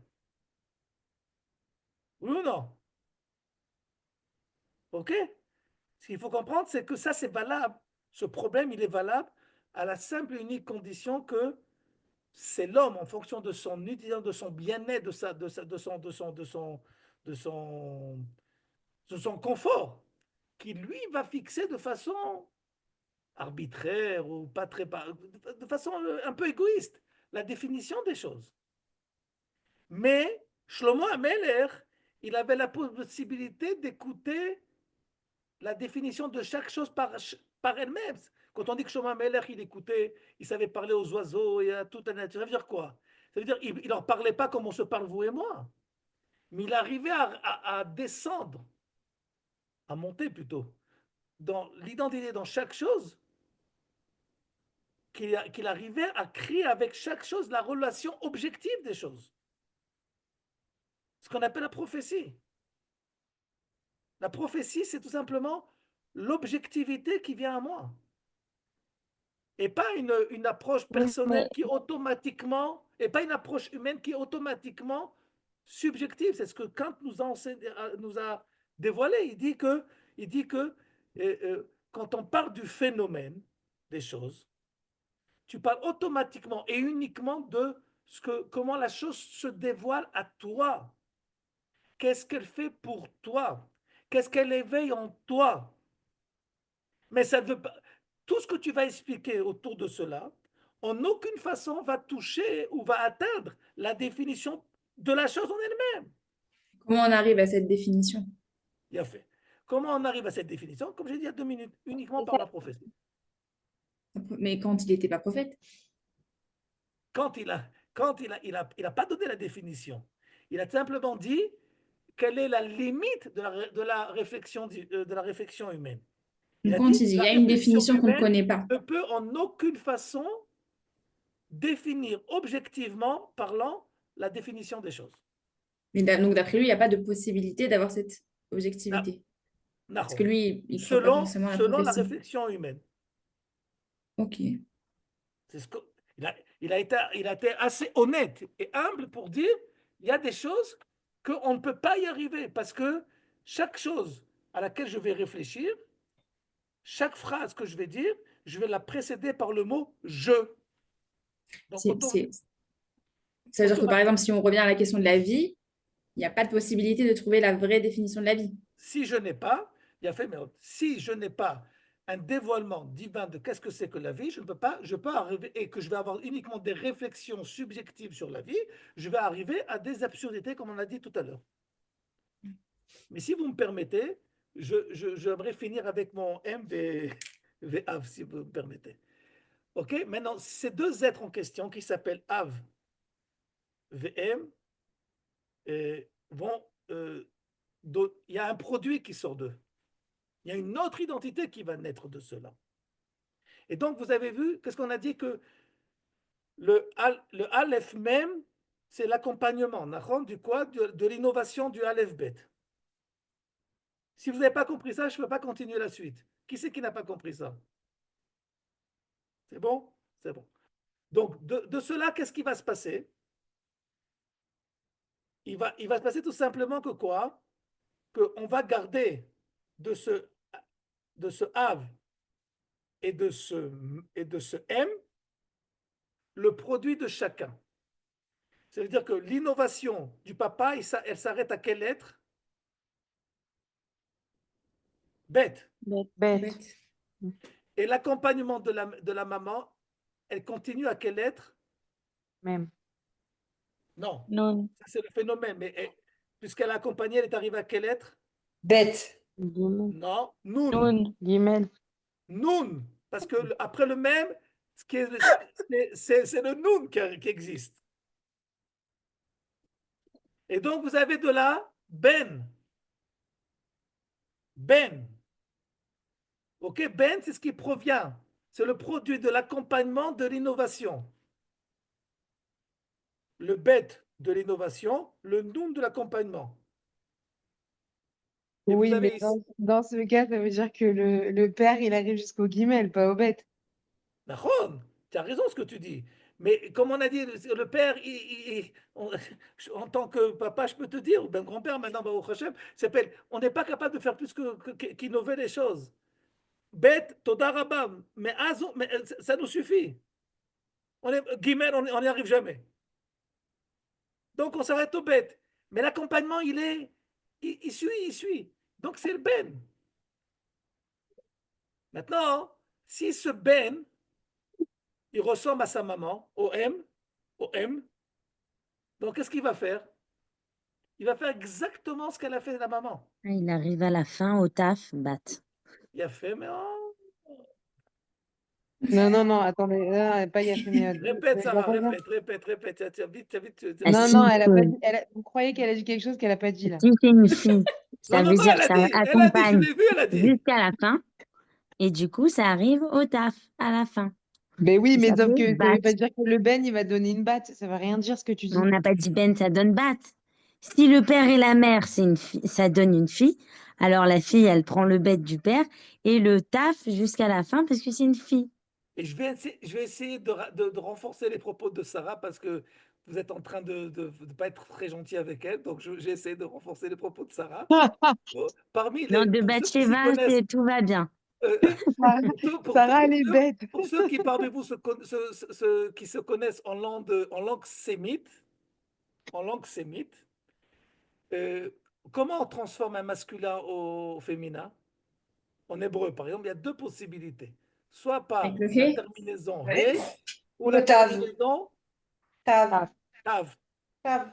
Tav. Normalement, le mot ben au féminin devrait se dire bant. En arabe, comment on dit une fille? Bint. Il y a un principe dans la grammaire hébraïque qui dit que lorsque nous avons nun vetav dans une terminaison, alors le nun disparaît. Nun nofelet. Donc on obtient le mot bat. Mais avant Ah oui, Benti. il a fait, tu vois, hein? Binti. Binti, Il y a il a fait. Benti, il y a Benti. Binti. On peut être que Sfarad pour suivre ce cours, c'est pas possible. Les Ashkénazis Ah, ne comprennent j'en pas. suis persuadée. Donc, qu'est-ce qui se passe? Ce qui se passe, c'est que quand on voit le mot bint avant sa conclusion, que c'est bat, donc on voit bien que quoi que du nun au taf, on a passé la moitié de l'alphabet. Pourquoi? Parce que la bat, en elle, elle a le processus de l'accompagnement jusqu'à la fin. Elle a en elle cette identité qui va devenir plus tard M. Et au fur et à mesure, tous les mots, c'est comme ça. Et c'est peut-être pour ça que la mitzvah de pour vous, elle est faite que si on a un garçon et une fille. Quel rapport? Répète-moi. Ah, ouais, nachon, c'est aussi pour ça, c'est aussi pour ça, nachon, c'est aussi pour ça. Mais tout le Non. temps, je peux, je vais donner un autre Mais exemple. en arabe, le noun, il s'en va pas, le Il s'en noun. va pas. En arabe, il reste. Là, c'est plus correct. Ouais, si on veut, je sais pas. Ouais, ouais, Parce ouais. il faut que l'un s'efface pour que l'autre y accède. J'en ai un autre mot, un autre mot pour mieux comprendre de quoi on parle. Au niveau de ce qu'on appelle nun nofelet. Il y a ce qui s'appelle amen, et le féminin de amen, c'est emet. Mais ça aurait dû être ament. Encore une fois, le nun, il s'en va. Donc on a amen et emet. De là, vous comprenez, et ce n'est pas le cours d'aujourd'hui, qu'il y a un côté masculin et un côté féminin de la vérité. Un côté innovation et un côté accompagnement de la vérité. Enfantement de la vérité. Mais ça, c'est un autre sujet. OK, donc encore une fois, lorsque je donne un autre exemple, j'avais un autre exemple rapidement, laissez-moi juste me rappeler de cet exemple. Ah, voilà. Le mot makom, okay? Le mot makom, ça vient aussi du Maharal. Vous savez quoi? Je vais vous montrer quelque chose. Vous allez voir quelque chose. 2 secondes. Laissez-moi juste vous sortir le makor en question. Ça, je ne l'ai pas prévu, mais ça va me prendre 3 secondes. Excusez-moi.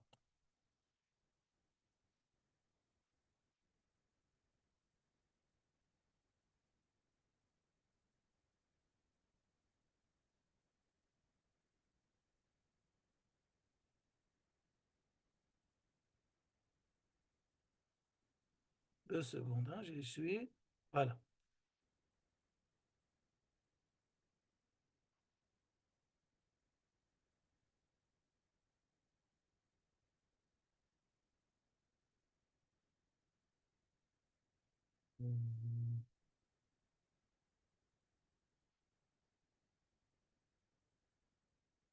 Vous voyez, vous voyez ces psukim là? Vous voyez les psukim? Oui. Ok. ויאמר אלוהים, פסוק ט', יקבו המים מתחת השמיים אל מקום אחד, ותראה היבשה, ויהי כן. Ça, c'est un truc de Manitou. Je vous enseigne un truc de Manitou. Qu'est-ce qu'il y a écrit dans ce pasouk?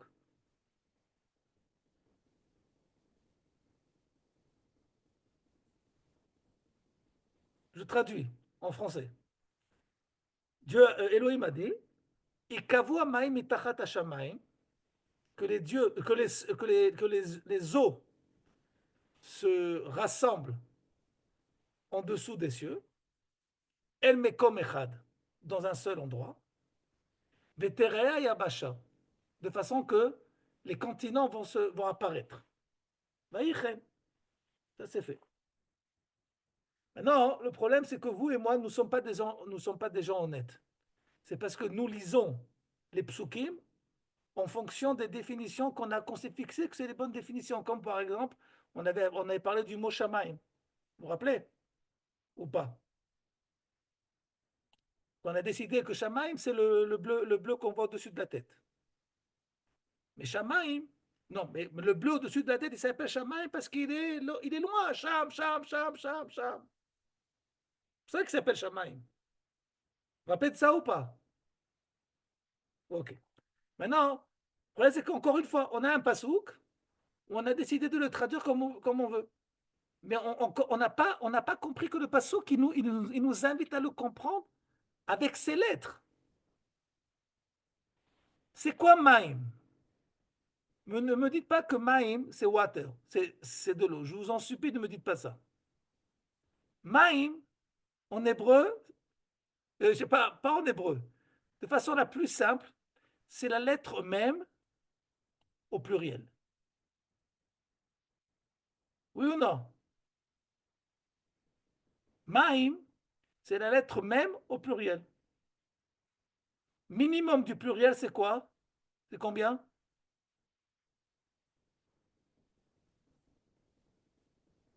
2. 2. Je commence à avoir peur, là. Moi, je répondais sans avoir mis le son. Okay. Intelligence. 2. D'accord? Donc, je ne sais pas combien il y a, mais je suis sûr qu'il y en a au moins 2. Il y a au moins 2 mêmes. OK? Maintenant, donc, on m'a dit, Ikavu amaim le makom echad. Je dois faire quelque chose dans les maïm, donc De même, entre le même. Je dois prendre 2 mêmes. Et qu'est-ce que je dois faire avec ces 2 mêmes? Mettre du carquin. Je dois lui mettre un cave. Une ligne. Ikavu, cave en hébreu, c'est quoi? ligne. Une ligne. Une ligne. OK? Moi, je fais bêtement ce qu'il me dit le texte. Je ne suis pas en Kita Aleph. Je fais exactement ce qu'il me dit le texte. Je prends 2 mêmes et je mets entre les 2 mêmes le mot kuvav. Vav. Quel mot j'obtiens? Moum. Non. Ah, après, mais avec les lettres, quel mot j'obtiens? Makom. Makom. Vous avez compris ce qui s'est passé? J'ai fait exactement ce qu'il m'a dit le texte. Il m'a dit prends 2 mêmes, mets le mot cave entre les deux. Tu vas voir qu'il en sort automatiquement le mot makom. Joli. Ce qui veut dire que quoi? Que de l'identité des mots, dans laquelle existe une énergie divine, se crée la réalisation terrestre.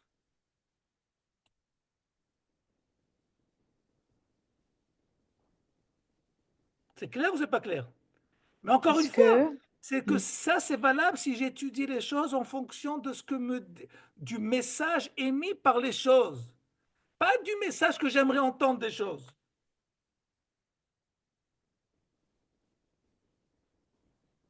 Parce que si vous écoutez uniquement si le message que vous voulez entendre, c'est ce que vous voulez entendre, je m'excuse, mais c'est exactement ce dont on se plaint depuis pas mal d'années, ça s'appelle la conception. On est-ce que croit que... si on prend, pardon, Non, vas-y. est-ce que si on prend à l'extrême ce que vous dites, je sais pas hein, si c'est, mais est-ce que ça voudrait dire, par exemple, hein, nous on conçoit que une femme, c'est quelqu'un qui donne la vie, ok? C'est une femelle, on va dire ça comme ça. Mais Ok. si on dit ce que on amène à bout ce que vous dites, si une femme, comme on l'entend, ne n'a pas en elle la définition de femme, alors peut-être ce serait pas une femme, C'est quoi? Que j'allais ça demander. serait un ave. Attends, quand tu dis femme, dans ta tête, tu as le mot M ou le mot Isha? On va dire M. On va Ah dire non, qu'une je t'arrête tout de suite. Je t'arrête tout de suite. Ah, je sais pourquoi j'ai posé ma question. Il faut savoir une chose. En hébreu, comme dit le Malbim, n'existe pas les synonymes. Les synonymes, c'est une invention des langues étrangères à l'hébreu. En hébreu, chaque mot a sa valeur qui lui est uniquement propre. Preuve à la pluie. Le seul mot qui est enseigné, qui est mentionné dans la Torah à propos de Shabbat au niveau des interdits, c'est lequel? Lotaasu melacha. melacha. Pas Melacha. avoda, pas yegia, pas amal, que le mot melacha. Pourquoi? Pour te dire que ce qui est interdit Shabbat, c'est uniquement melacha qu'il faut définir. Qu'est-ce que c'est melacha? Et le travail, c'est permis. C'est permis d'être garçon de café, d'être garçon dans un hôtel, d'être serveur dans un hôtel pendant Shabbat. C'est permis. Pourtant, c'est avoda. Oui, avoda, c'est permis. Ce qui est interdit, c'est melacha. Donc, ce qu'il faut comprendre, c'est que M, c'est pas Isha, Isha, Zelonekeva, et ainsi de suite. Il faut étudier chaque mot en fonction de la définition que le mot m'émet et en aucune façon faire des mots en hébreu des synonymes. Parce que là, c'est rentrer ce qu'on appelle Tselem Baechal, de rentrer une idole dans le Beth Amikdash. comme disait Manitou, comment peut-on parler de Dieu, de l'unité de Dieu en français, alors que le mot Dieu provient de la divinité grecque Déos? Vous avez compris ou pas? T'as pas compris, Marianne? J'ai pas compris. Comment peut-on parler de Dieu, de l'unité d'un Dieu, alors que le mot Dieu en français provient du mot Déos, qui était une idole, l'idole des Grecs? Automatiquement, tu es influencé et pollué par la culture grecque, idolâtre. Avant, il y avait un dieu idolâtre qui s'appelait Déos, avec toute une cour autour de lui. À certains moments, l'humanité grecque, l'humanité a compris que tout ça, c'était des bêtises. Donc, il fallait plus ou moins croire à un dieu unique. Et qu'est-ce qu'ils ont dit? On n'en garde qu'un seul. Déos, Dieu. Mais derrière tout ça, la culture existe. Les fibres de la pollution existent. God, ou Gad en anglais, c'était le dieu des Vikings. Et ça n'a aucun rapport avec les 72 noms divins, alors que chaque nom a une définition qui lui est propre. Mais du coup, c'est déprimant ce que vous dites, parce que ça veut dire que tant qu'on n'a Et ben pas... voilà, je suis content, j'ai réussi à vous déprimer. Mais c'est-à-dire que tant qu'on n'a pas toutes les définitions et tous les mots qu'on a étudiés et qui sont clairs, ben, on comprend rien à ce que Dieu il veut, en fait. Exactement. Alors au lieu de te déprimer, je te conseille d'emplir de courage, de t'emplir de courage pour essayer de dire, à partir de maintenant, je vais jouer à Indiana Jones pour comprendre ce que Dieu veut de moi. Et c'est toute ta vie, c'est la vie d'un juif. Et chaque Mais jour, alors, chaque semaine, chaque mois, tu découvres quelque chose de nouveau. c'est quoi le target des gens qui ne sont pas juifs alors? Parce que c'est-à-dire qu'ils n'auront jamais accès à une vraie définition. Et ils sont privés des définitions vu que nous ne remplissons pas notre rôle de prophète. C'est-à-dire, parce que si on revient sur l'exemple, par exemple, que vous avez donné sur l'avortement, c'est-à-dire qu'en réalité, il n'y a pas de solution à la question. C'est-à-dire chacun, il fera selon ce qu'il pense. Si je vais selon que c'est moi qui donne la définition aux choses, tu as raison. Non, mais plus que ça, moi, la guide, j'aimerais prendre la vraie définition, mais je ne la connais pas. Bien Je peux fait, prendre que la mienne. c'est pour ça que la halakha, elle vient donner la véritable définition de chaque chose. Oui, mais il y a quelqu'un qui n'est pas juif. La halakha, elle s'occupe Il aussi doit prendre ma définition. Il y a aussi des halakhot qui dépendent, qui viennent expliquer, qui viennent régir la vie des non-juifs. Bien sûr, il y en a. C'est fait pour ça. Non, Il y mais en a. Rav, vous êtes d'accord que même au sein du peuple juif, il y a des définitions qui sont différentes, même pour nous.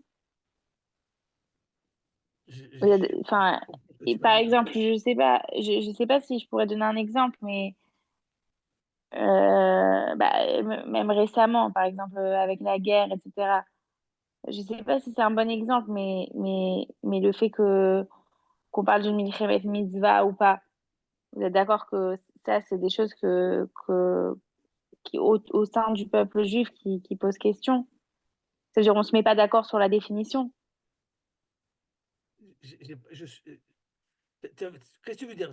Je vais te dire ce que j'ai compris. Que quoi? Qu'on dit quelque chose que les nations ne comprennent pas? C'est ça que tu veux dire? Non, non, ça veut dire que Dans le peuple lui-même. chez les juifs, la définition, elle est dure à atteindre. Ah, C'est-à-dire, mais, la définition pure du mais ma mot. chère Dvorah, tu as oublié qu'on a 2000 ans de pollution de la galoute. Ça prend du temps de nous refaire une santé. Et vous êtes rigolo. Vous êtes rigolote, excusez-moi.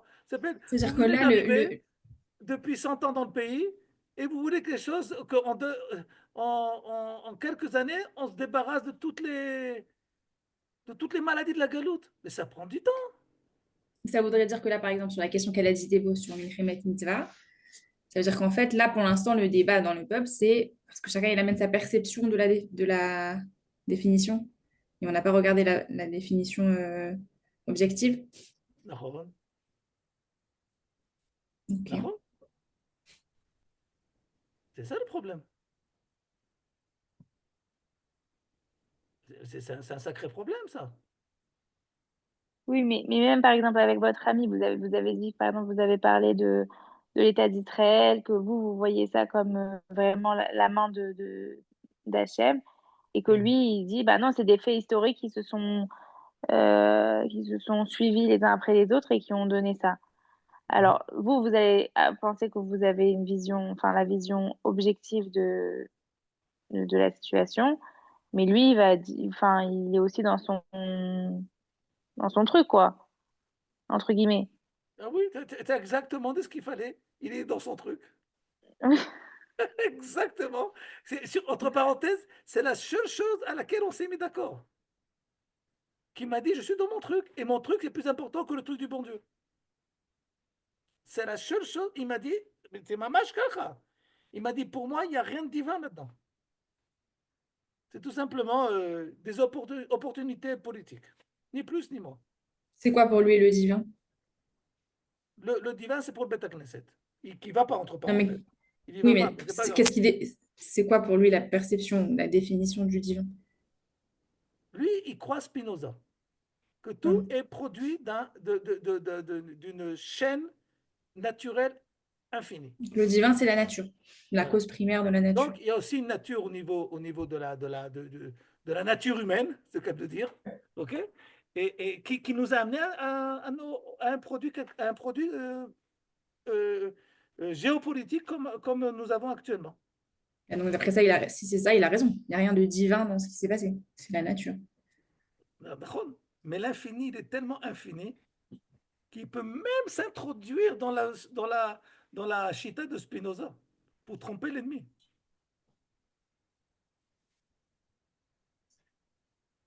Vous n'avez pas compris. Non.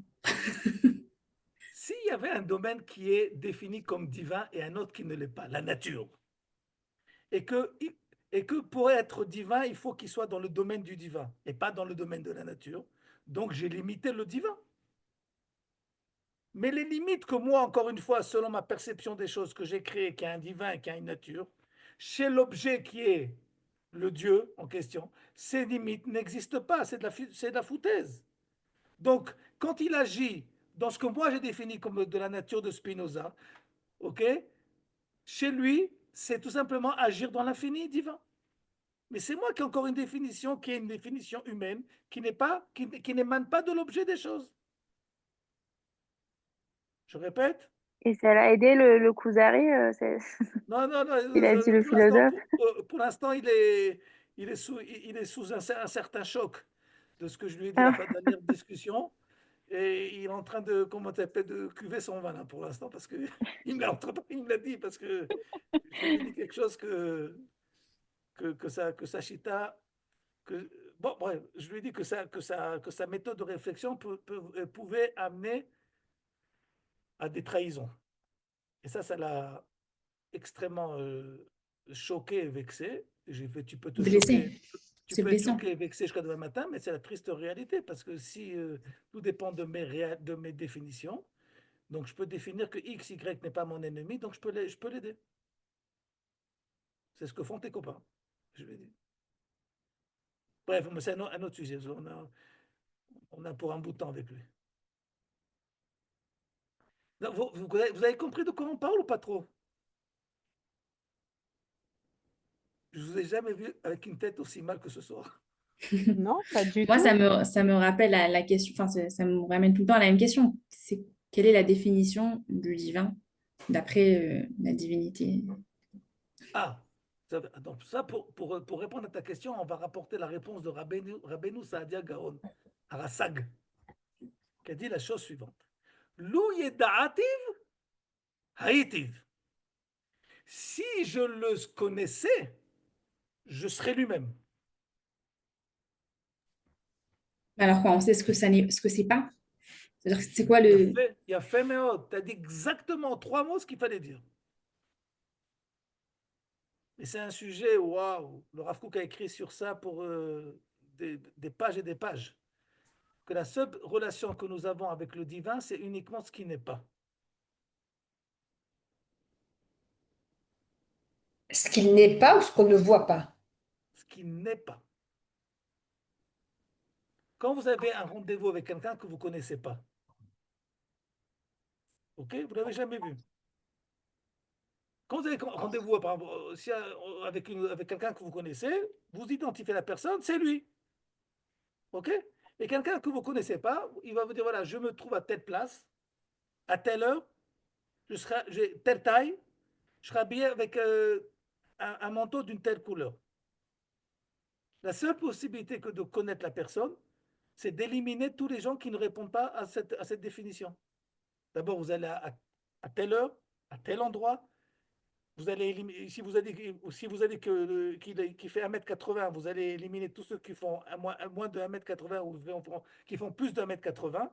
Et si vous dites j'ai un manteau noir, non, noir, ça en a beaucoup actuellement, mais si vous avez un manteau beige, ok, donc vous allez éliminer tous ceux qui, ainsi de suite.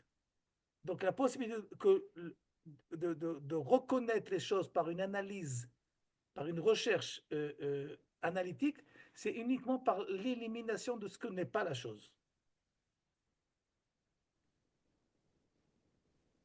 Et comme Dieu on ne connaît pas, la seule chose qu'on peut faire, tant qu'il ne s'est pas dévoilé à nous, c'est de dire ce qui n'est pas.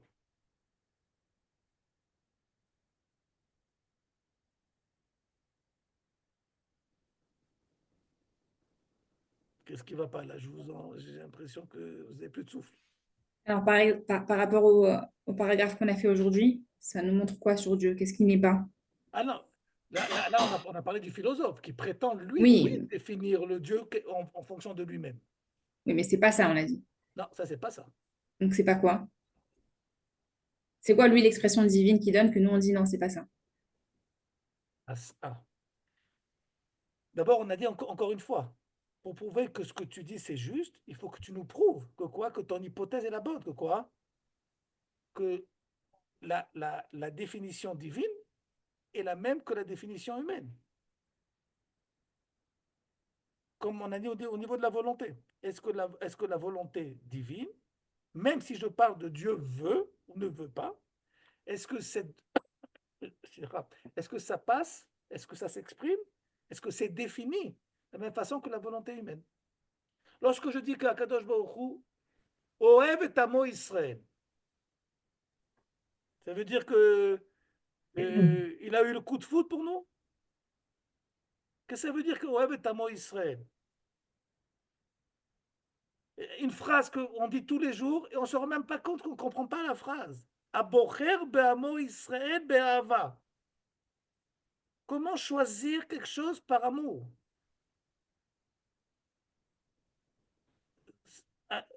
L'ifror, c'est quelque chose de réfléchi. Ahava, c'est quelque chose de sentimental. Donc on voit bien que, bon, on ne va pas expliquer ça maintenant parce qu'on n'a pas le temps, mais on voit bien que quoi, que les notions ne sont pas les mêmes si les mots sont les mêmes. Et c'est ce que vous dites tout le temps quand, selon le fameux proverbe qu'on dit, Dibra à Torah Kilshon Bene Adam. La Torah l'a parlé selon le langage humain, mais pas Bilshon Bene Adam. La Torah n'a pas d'autre moyen de nous parler avec le langage humain. Mais il y a un problème de définition, ce n'est pas les mêmes définitions. C'est un langage avec un autre dictionnaire, un dictionnaire divin, un dictionnaire prophétique des choses. Av, Em, Ben, Bat, Makom, Kav. Quel rapport entre le mot mikvé et le mot tikva, qui proviennent de la même racine, Kav?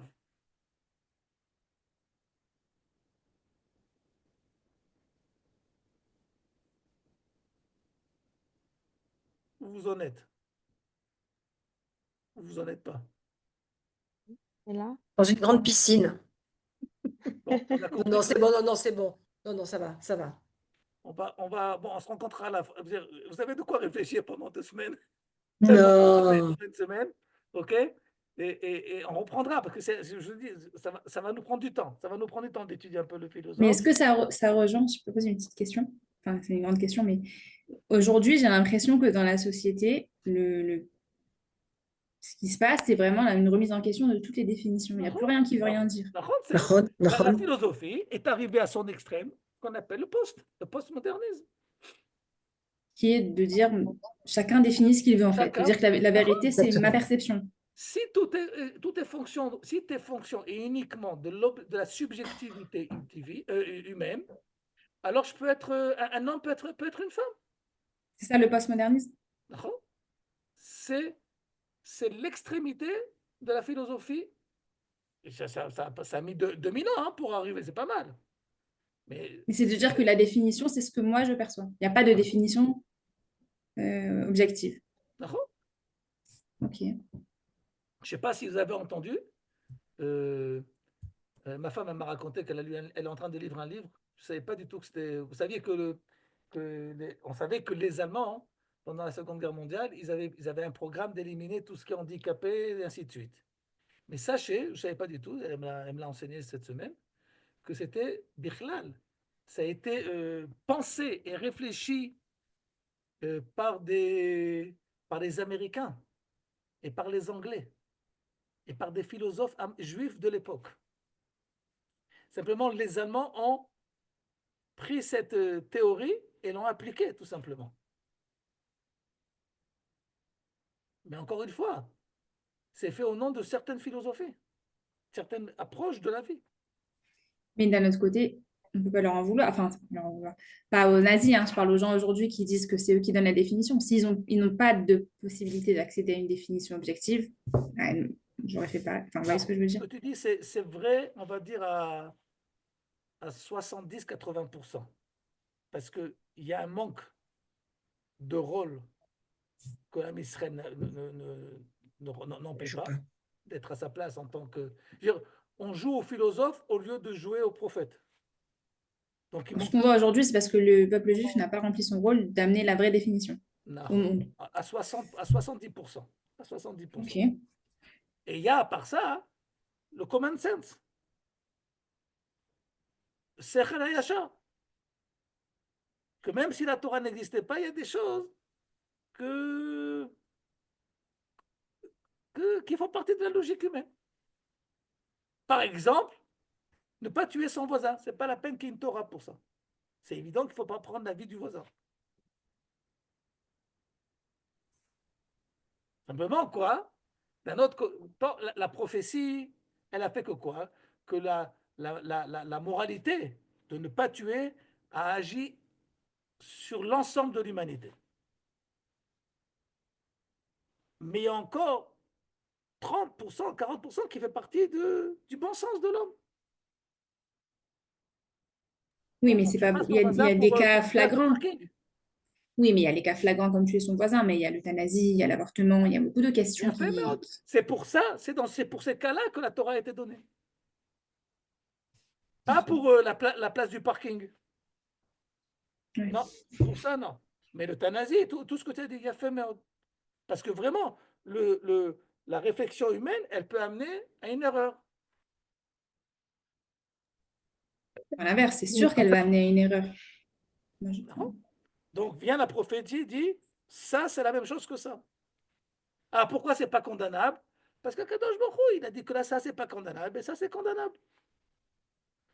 Pourquoi le Ran, Rabbeinu Nissim, il dit que l'islam c'est de la Vodazara? Alors pourquoi on s'est permis de prier dans une mosquée? Parce que c'est une Vodazara où on peut prier dans la mosquée, et là-bas non. C'est le bon Dieu qui décide pourquoi, comment, et ainsi de suite. Il y a différentes. Il y a le grand titre et il y a les paragraphes.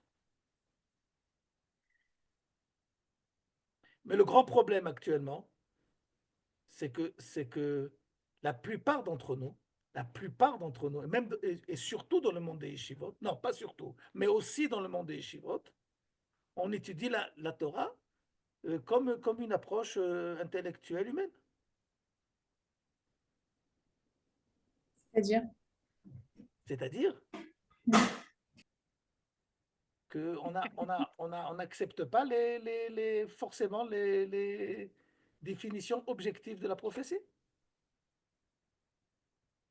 Il y a un rabbin Pas actuellement. tous, hein, pas tous. Aujourd'hui, pas tous. Pas tous. Il y a une autre Il y a- approche il y a- maintenant au sein des Haredim quand même. Non, mais c'est valable c'est valable pour tout le monde, hein, c'est ce que je veux dire maintenant. C'est que, par exemple, il y a un Rav que j'aime beaucoup écouter, parce que je trouve qu'il est très, très honnête dans ses réflexions. C'est le Rav Baruch Hashem Piton. Allons. Non. Non, il est aussi sympathique. Non, mais l'autre s'appelle Yasselzon. Yasselzon, c'est un Rav de Yerushalayim. Son père, c'était un Talmid du Chazon Ish et ainsi de suite. Et il est un petit peu, s'appelle un petit peu à la marge dans le monde Haredi, où il dit que on peut pas ignorer la main divine dans le processus du retour du Ham Israël sur sa terre. C'est impossible de dire qu'il n'y a rien qui se passe. C'est pas possible. Il faut être vraiment, ils n'ont pas des termes très très méchants là-bas, dire il faut être vraiment kafouille tova pour dire une chose pareille. La réalité juive en Eretz Israël n'a jamais existé comme elle est actuellement. Mais, et ça le mais, Akadosh Baruch Hu, il nous a fait quelque chose qu'on est dans l'incapacité d'expliquer. Comment se fait-il que tout à Tovazé, tout ce bienfait, il s'est réalisé par des gens qu'on ne peut pas participer avec eux. Il le dit plusieurs fois, il dit j'ai envie de participer, mais je ne peux pas. Impossible.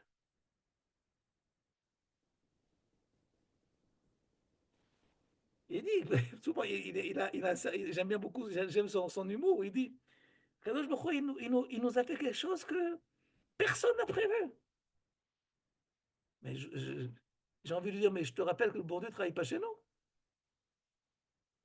Non, ce n'était pas prévu. Comme il a dit le Rambam dans Ilchot Melachim, les choses, on ne sait pas comment les choses vont se passer tant qu'elles ne se passeront pas. Mais quand elles se passent, il faut savoir accepter l'objectivité des événements. C'est ça le problème actuellement. Bon. Je vous rappelle que vous aviez prévu de finir le cours en 1h30. On est plus de 2 heures. On avait dit 1 heure en plus au début. Bon. La semaine prochaine, c'est quand pour que je sache? Ça donne l'avantage, hein? Moi, je peux dimanche prochain. Dimanche, c'est bon? Ouais, dimanche, c'est bien. Ouais, on reprend On dimanche, reprend le c'est bien. dimanche, ça va, c'est bon? Ouais, Moi, c'est bon. très bien. Chazak Hashem. Ok. Chazak. Chazak au Baruch. Merci. Mamash Merci Chazak. beaucoup. S'il y a des problèmes, Tout. des questions, vous avez le numéro de Merci téléphone. beaucoup. Chazak Hashem. Toda Rabba Moshe. Ok. Merci. Yitraot.